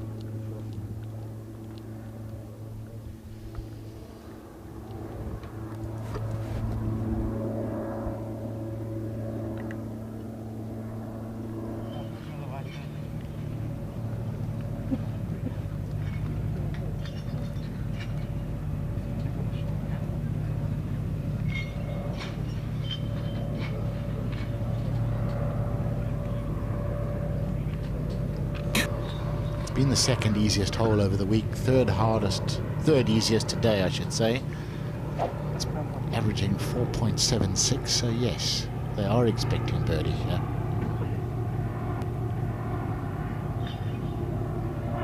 Back into the wind here at the par 5. Still a good chance though. Out with the driver, these two. A little bit of wispy rough down the right if needed.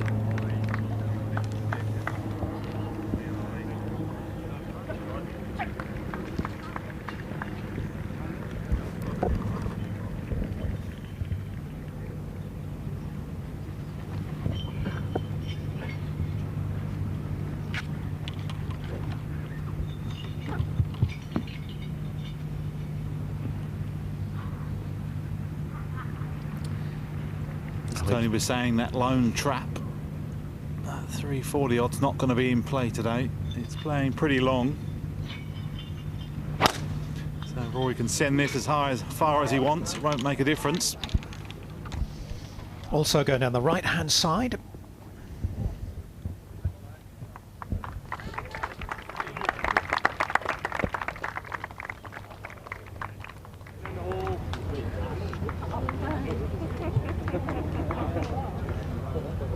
Impossible for us to tell from there.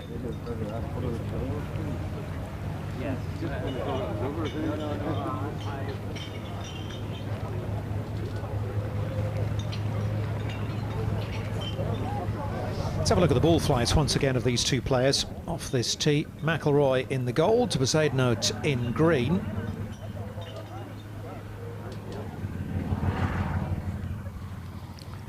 Again, distinct difference in launch angles. That's into the winds. You'd expect Rory maybe to get it a little lower, but his natural ball height is very high, which is probably why in high winds he does struggle a little. So Andrew Johnston with a Sunday 62 has a share of the lead of the Aberdeen Standard Investments Scottish Open.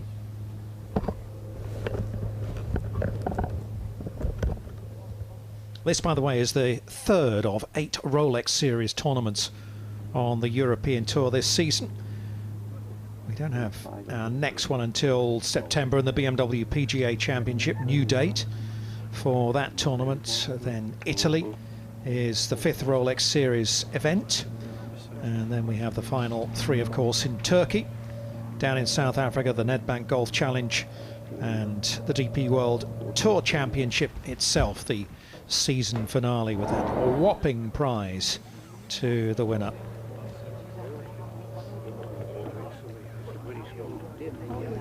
It's been a wonderful innovation on the European Tour. 3rd season now that we've had the Rolex Series. It has made a big difference to a lot of people's lives. Jon Rahm, by the way, became the first 3-time Rolex Series winner with his victory last week at Lahinch.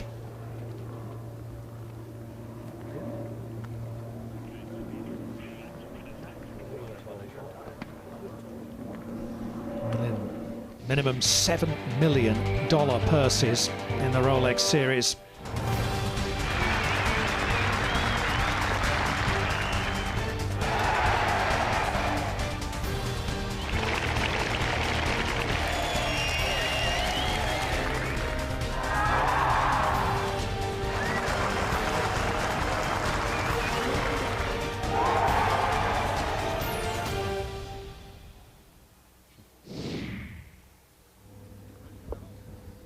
And Rahm, by virtue of that victory last week in Ireland, jumping to the top of the race to Dubai standings, moving above Matt Wallace.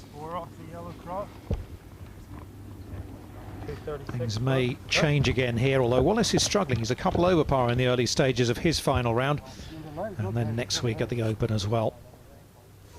I think it's a $10.5 million purse next week. Yeah, it should. Well, Bezuidenhout just narrowly avoiding the fairway bunkers. McIlroy comfortably over. How are they lying, though? There's the South African's ball. Yeah, he's been pretty fortunate, actually. Ball looks all day long it was going to drift into the bunker. Playing about 20 yards into the wind today, so all of a sudden, out of nowhere, beautiful clear day now, there's a bit of afternoon breeze. He's pulled the wood, which is pretty brave of him, really. He's on an upslope, but it is a bit of a wispy lie with a few thick strands, so just need to be careful. They will be waiting for the green, sadly.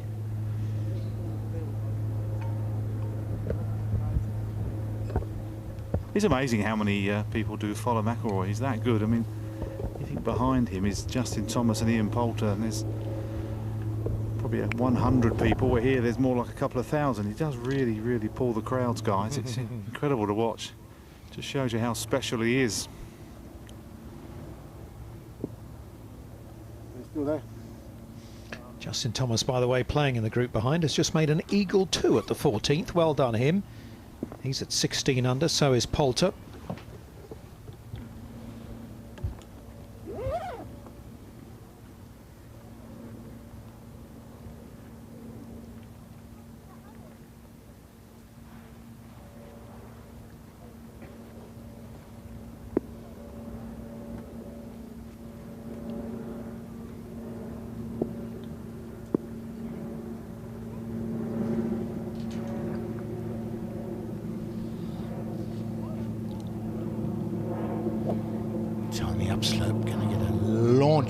upslope, but got to just make sure he gets it over the mound.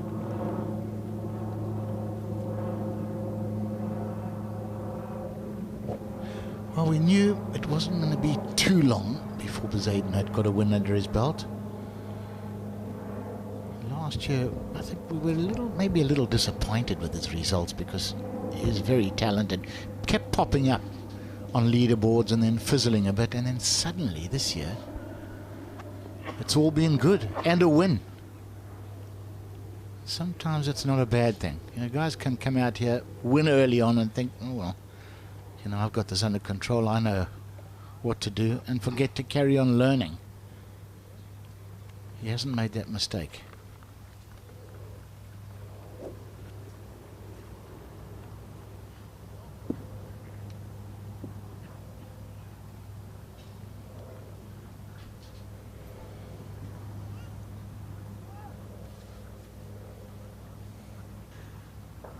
Okay, upslope for Bezuidenhout here. This comes off. It'll be impressive. It's not easy. Looks to have smoked it. Well, he's marching after it. Brave play there.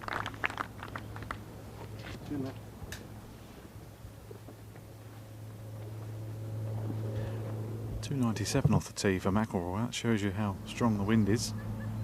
276 left, so this requires a goodie to get all the way back there. Long iron by the look of it. Yeah, 40 on, 5 from the left, so this is going to require his best shot. Heading left. Oh, that's a no-no.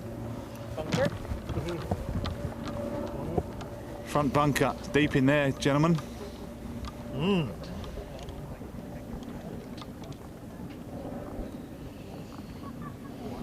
that's awkward. That flag cut up on that little plateau. Oh my goodness. Hopefully you're not up against the face either, because that'll make it just a nightmare.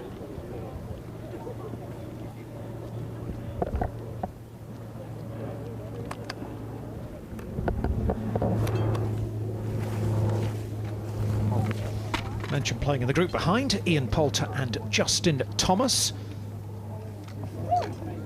And at the drivable 14th, the par 4, a few moments ago, this from the American, world number 9. How do you like that? A tip of the hat. And well done, an eagle too for Justin Thomas. So good preparation for him. He's added the Scottish Open to his schedule this year in order to prepare for next week in Portrush. Matt Couch has been doing it for a few years now.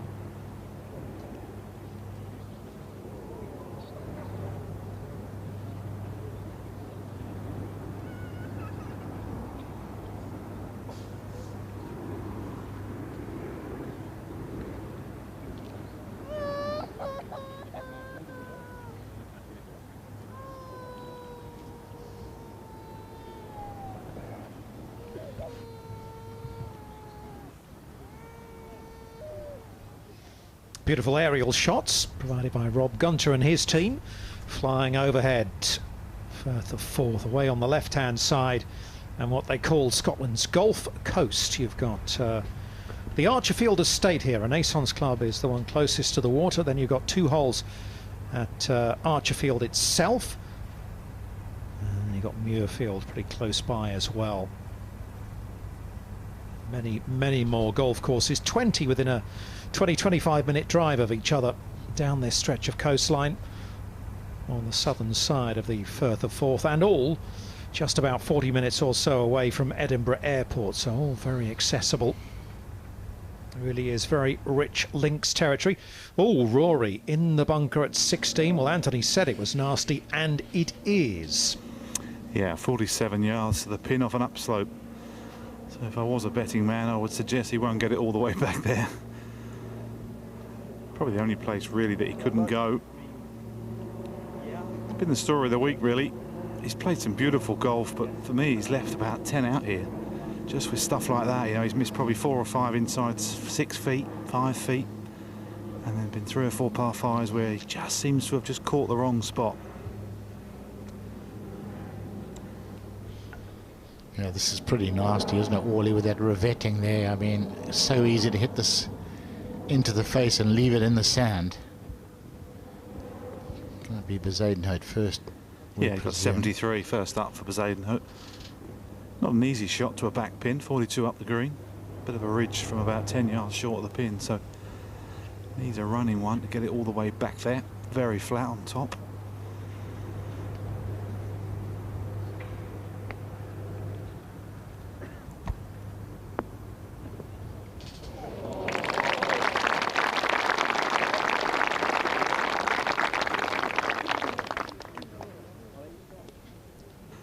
Just like that.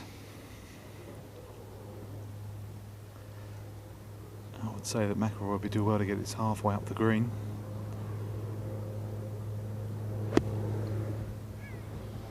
Yeah, just trying to be too greedy with it, I'm afraid. Not much of a stance and certainly not enough elevation on it.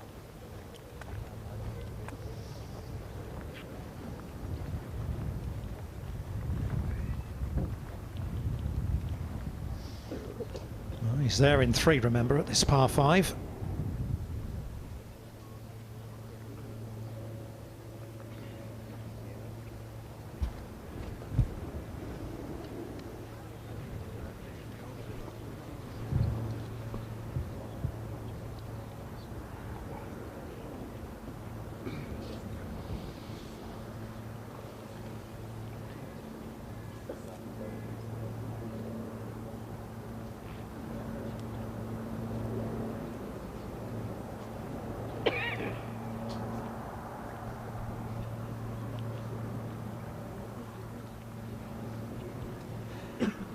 Nasty little thick chip and run here up the whole length of the green, so just under 40 yards, chip and run through some tufty stuff, so this is going to be difficult up and over a couple of slopes.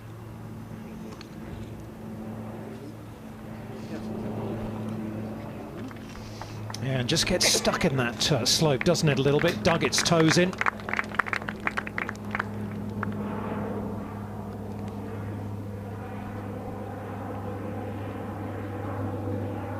All of a sudden, McIlroy struggling for par at the 16th.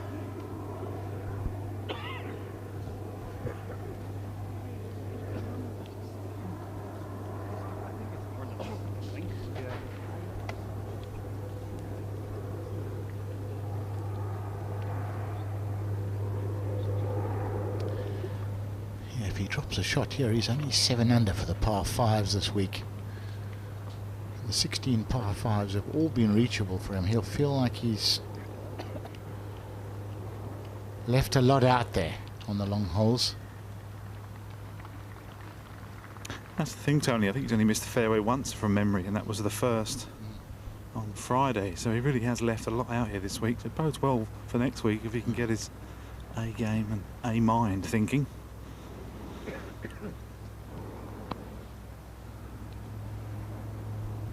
Yeah, Wally, you get the feeling that he's definitely got another gear in him, hasn't he? For, you know, he might be saving it up a bit for next week.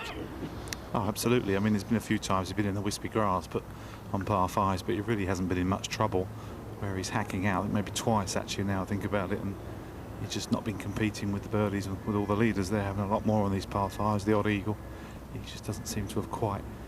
For me, he always seems to be short on par 5s. I don't know whether he needs a hybrid in his bag or something for a links golf, but he always seems to be forcing a 3-iron into a green that's sort of 250.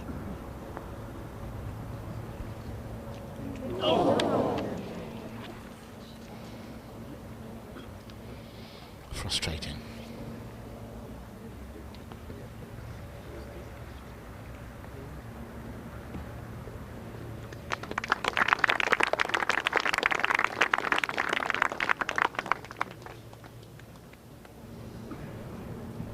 Fourth bogey of the round for Rory McIlroy. I think, like Antonia, fully expected Rory to come out today and shoot something maybe mid-60s, 66, something like that. maybe, just maybe, his thoughts have already turned to next week.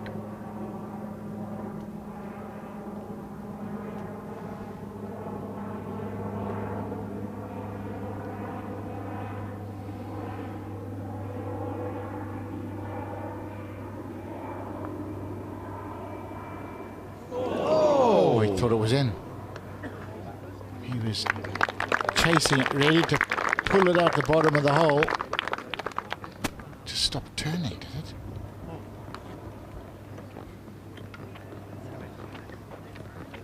Two holes to go then for our feature group players, for Rory McIlroy and Christiaan Bezuidenhout. Both standing at 12 under par. Oh, I've got it. Oh, no, I haven't. This game can drive you nuts.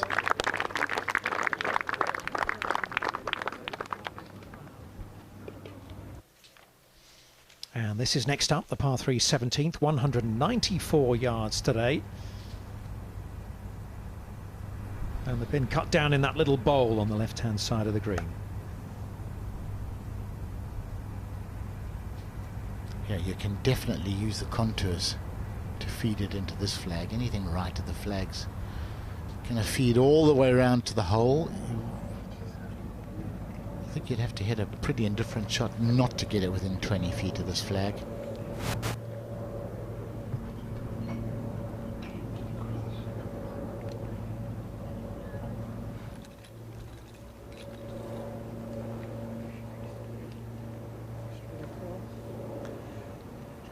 Superb pin placement here at 17. Transform the hole, putting the pin down this little bowl. You've got about 15 yards of green to the right before it would stay right, so plenty of green to aim at. It won't look like that or feel like that on the tee all the way back there. 194 into a bit of breeze. You got 194? 194, yeah. 183 to clear. It's perfect.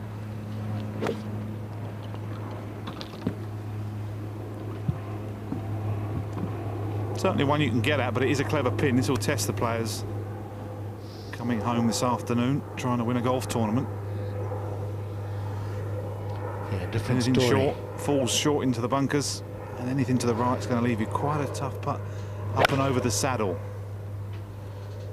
Different story, you're right, Wally. This hole, when you're lying 40th and you can just challenge it, and when you're coming down the home stretch leading,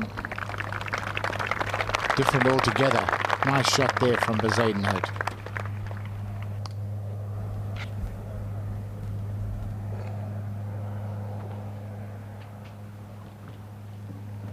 Yeah, certainly requires a shot here. You've got to play one. Otherwise, you're going to leave yourself a desperately hard chip across the green if you short side yourself, and a good sort of 40-footer down over a big mound towards the hole. So McIlroy.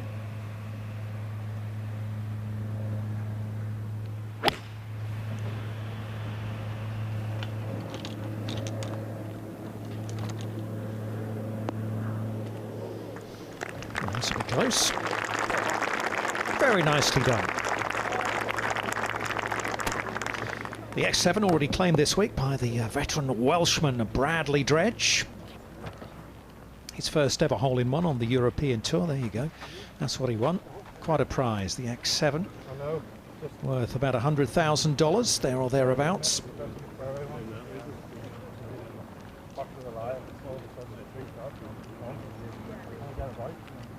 Andrew Johnston continues to have a share of the lead. Benjamin Hebert, the Frenchman, looking for a first European Tour win.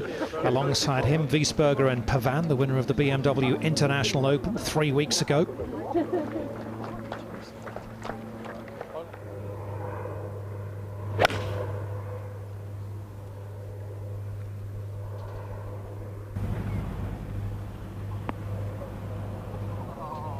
Good shot.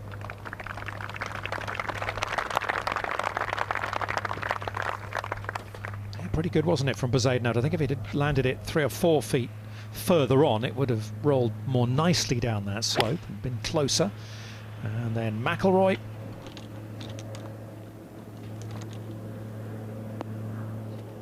He does get the slope.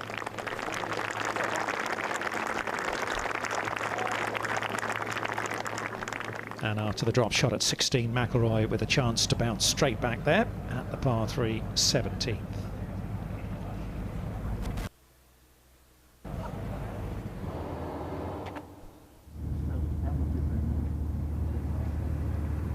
This was Bradley Dredge on Friday at this 17th hole.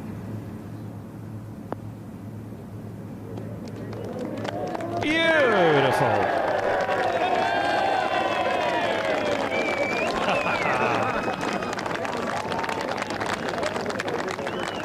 Lovely moment. He's been around for donkey's years, hasn't he, Bradley? A two-time European Tour winner.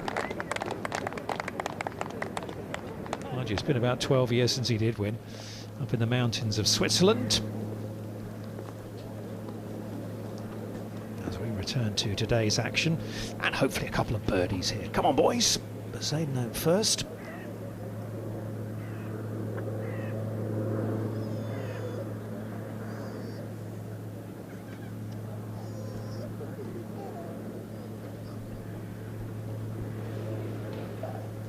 Well, they both made that tee shot look pretty simple. That wasn't as easy as it looks. There were two great iron shots in there. Both putts pretty straight. Bezuidenhout's definitely going to move a little right to the left, not much. Probably all about pace, really, just slightly down the hill.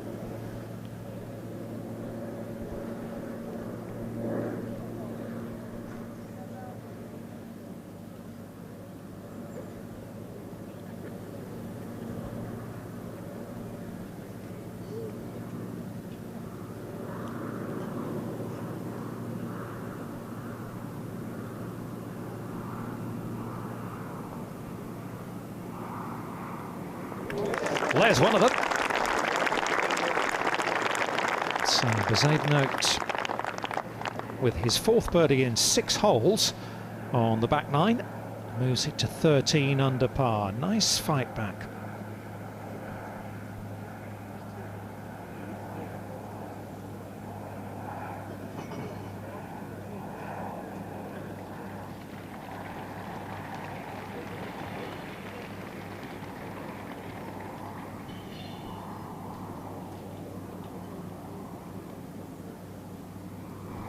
The only hole they both birdied today was the 14th, that shortish par 4.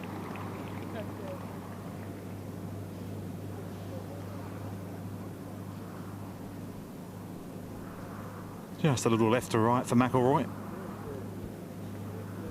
There you go. That's more like it. 2's all round. McIlroy to 13 under as well. Just the 18th to come.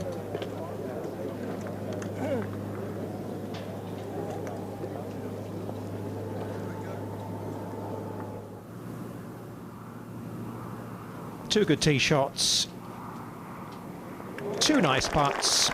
He didn't walk it in that time, did he? That made the difference for Bezuidenhout.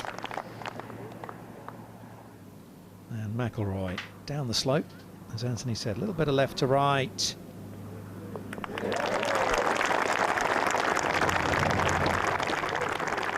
Six birdies today for Rory McIlroy. Just too many drop shots, 4 bogeys on the card as well. And that is the final challenge of the Aberdeen Standard Investments Scottish Open for our feature group players. The 483-yard par 4 18th. Second left-hand bunker is the one that will be in their minds. Right-hand bunker's not really in play, so you can fire it up centre to right half, no problem. And then that flag is cut 29 up the green, just 5 off the right, but a little drop off on the right side. You've got to be able to be a little bit clever and cautious.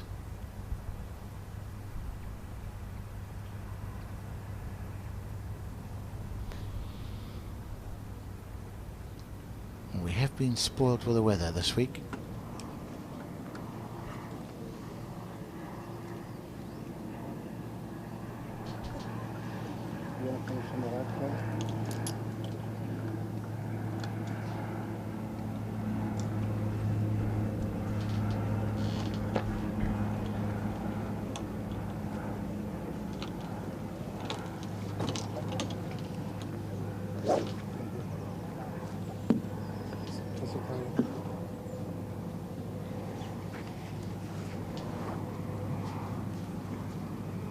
Tough tee shot here at 18. Wind's off the left.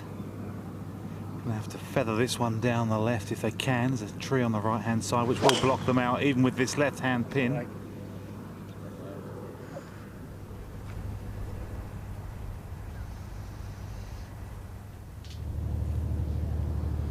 Yeah, nice kick out the rough. Maybe on a little downslope, but it's okay.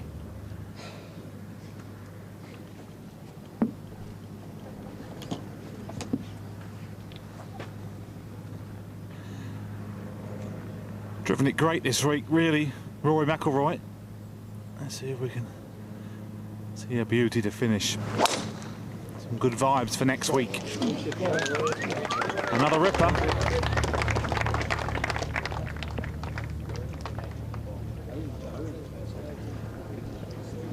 Yet again, a good 30 or 40 yards past Bezuidenhout. I don't think Bezuidenhout caught his drive there. He looked a little disgruntled, might have got it slightly out the neck.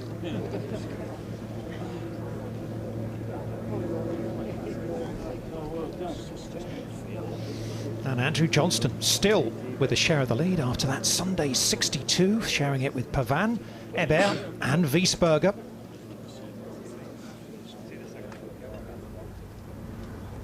Ian Poulter playing in the group behind these two, with Justin Thomas has just birdied the par 5 16th to move it to 17 under par.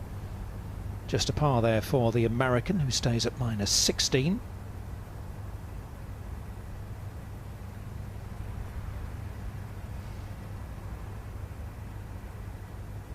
Two Scots, Callum Hill, Scott Jameson, both in at 15 under after matching 66s.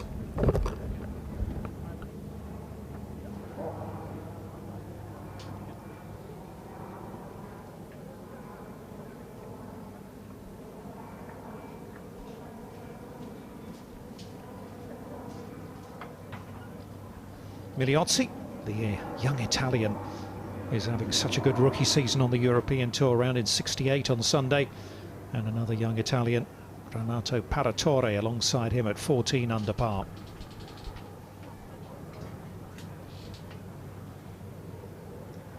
Well, let's hear from the man who shot a round of 62 out there today. He was 10 under par playing the last, unfortunately a bogey there at 18, but happier times after a difficult year or so for Andrew Beef Johnston.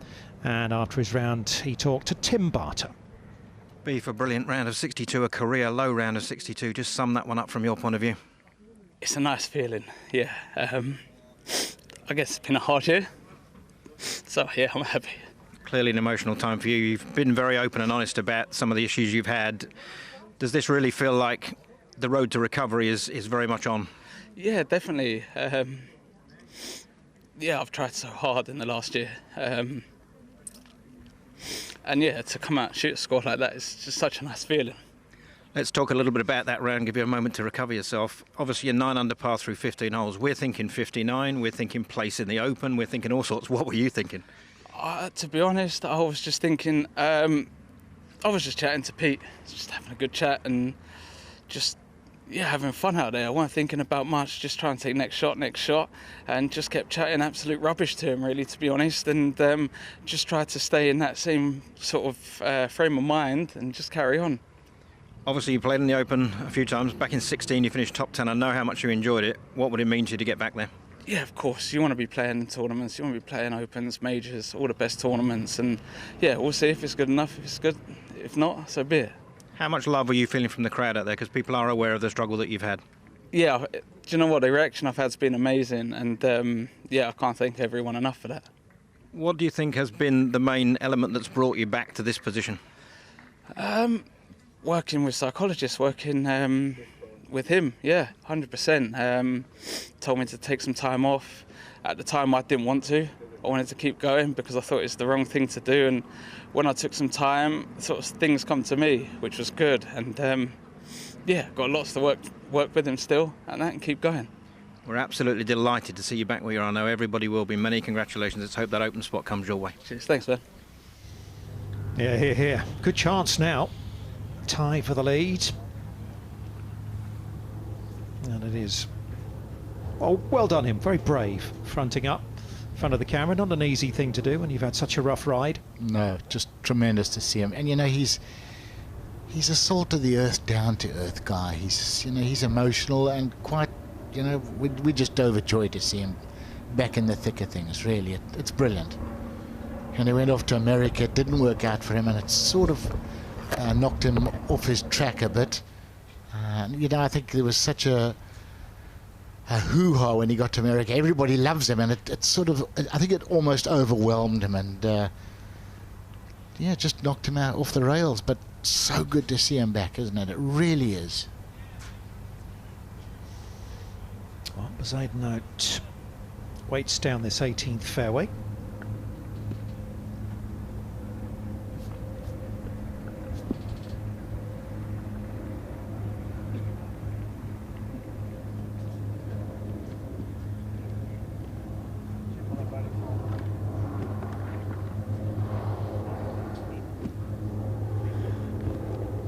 Four different pin positions so far this week.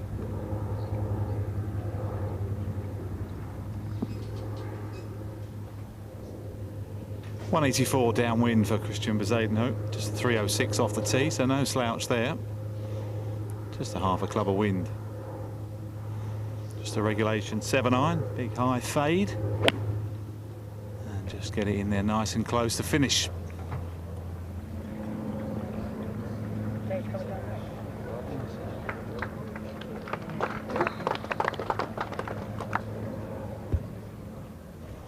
Nine-iron for Rory. 153 after a bazooka of 337, so again he's reduced a strong par 4 to a drive and almost a pitch. Can go at this one.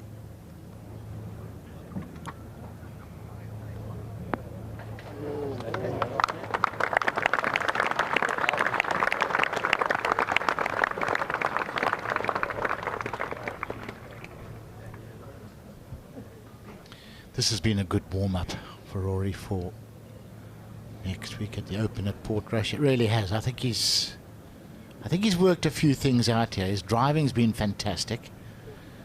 Wedge player's been really good. Chipping sharp. We haven't seen him in many bunkers. We don't really know. But putting stroke is looking good. I think, you know, once he gets his reading of the greens sorted out, I think he'll be pretty devastating again.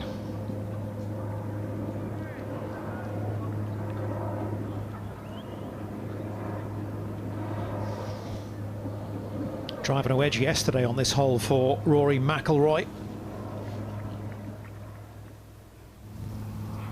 Put it to about, what, 10-12 feet or so. And one of the best rolls of the day. Hugging the surface, centre cut, and a closing birdie. 2 in the last 3 yesterday for McIlroy, on his way to a round of 68.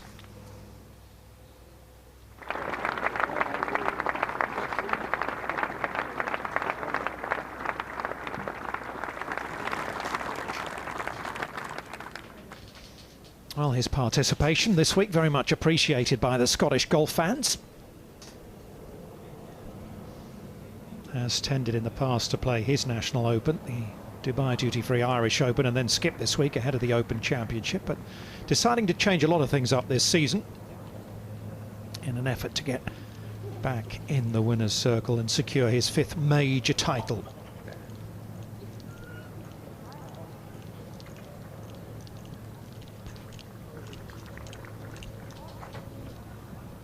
Yeah, he got a bit of stick, didn't he, on social media for not playing in Ireland last week, which I think is unfair. You know, you've got to do what's best for you, and he hosted it for a couple of years and really put the Irish Open firmly back on the roster, and it was struggling at one point badly until he stepped in. So, yeah, give the guy a break. He's done his bit.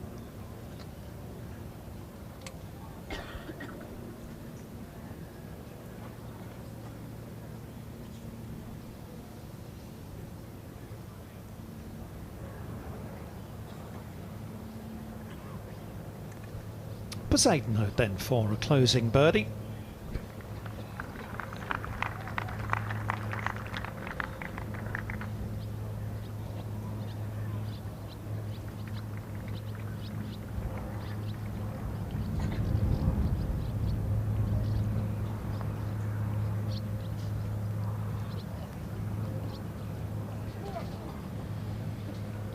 slow putt. He gave it a good clout. Still doesn't get it there though. 3.5, 4 feet short.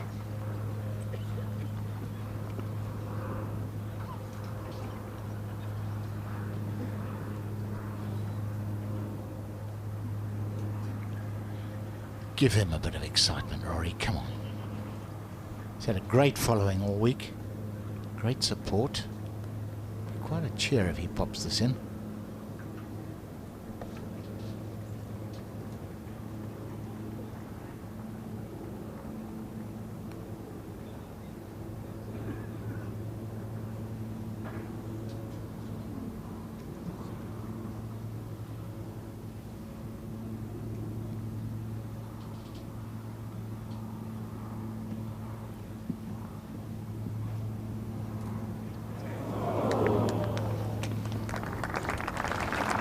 Well, he had it running at the hole.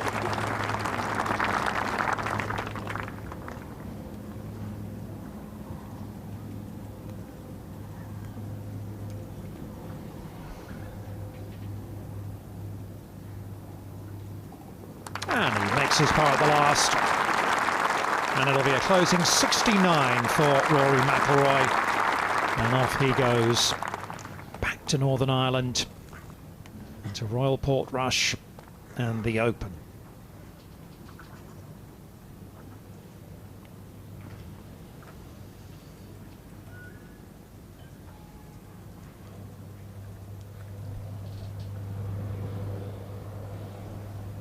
Be a tall surprise if Rory spends quite a bit of time on the practice putting green when he gets to Portrush. Bezuidenhout is also heading to Northern Ireland. And he also makes his 4 at the last, and he matches McIlroy's round of 69. So they both finish at 13 under par, currently just outside the top 30.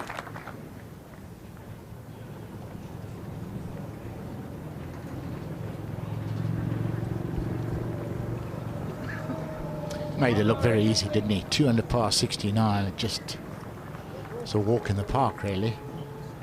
He's got an awful lot left to offer, and I think we'll see a lot of that next week. Still 4 tied at the top at 19 under par. Justin Thomas has just made a birdie at the par 3 17th to move to 17 under. Keimer chasing the open spot, so are Watel and Kalasamuya. At the moment it will be Johnston, Ebert and Martin Keimer. Keimer will get in on world ranking better than Romain Watel. Came up 1 shot shy of the mark last week, Keimer. I wonder if he will make amends or whether it'll be a similar story. But Tazio could certainly have something to say about that. 16 under, just a third of the way through his final round. Jamie Donaldson, who won the Irish Open at Portrush back in 2012, trying to play his way into the Open as well.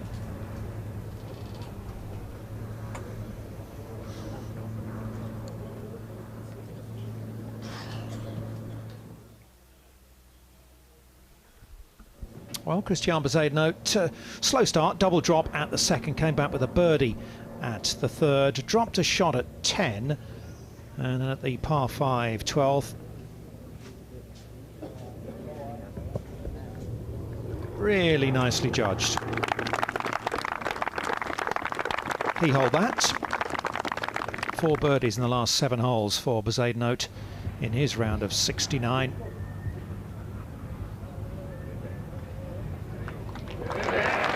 That was the one at 15.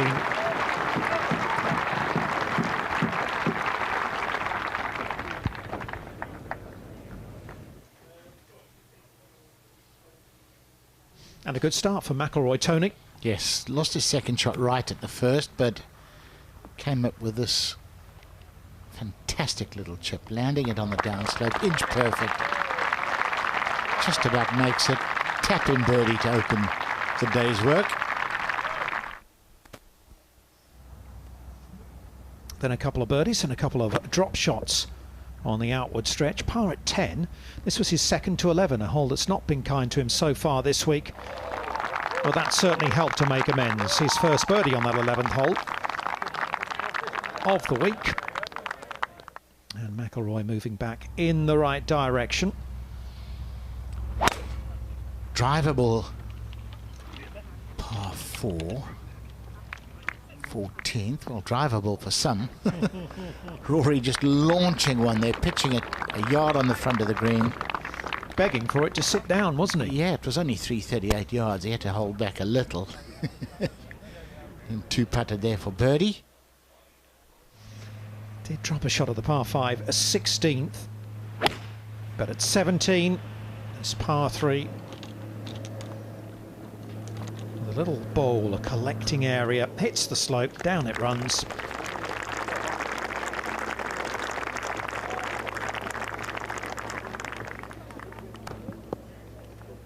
And he holed that and parred the last to match Bezuidenhout's round of 69. As I say, both of them in at 13 under par, some distance off the lead, 6 shots at the moment.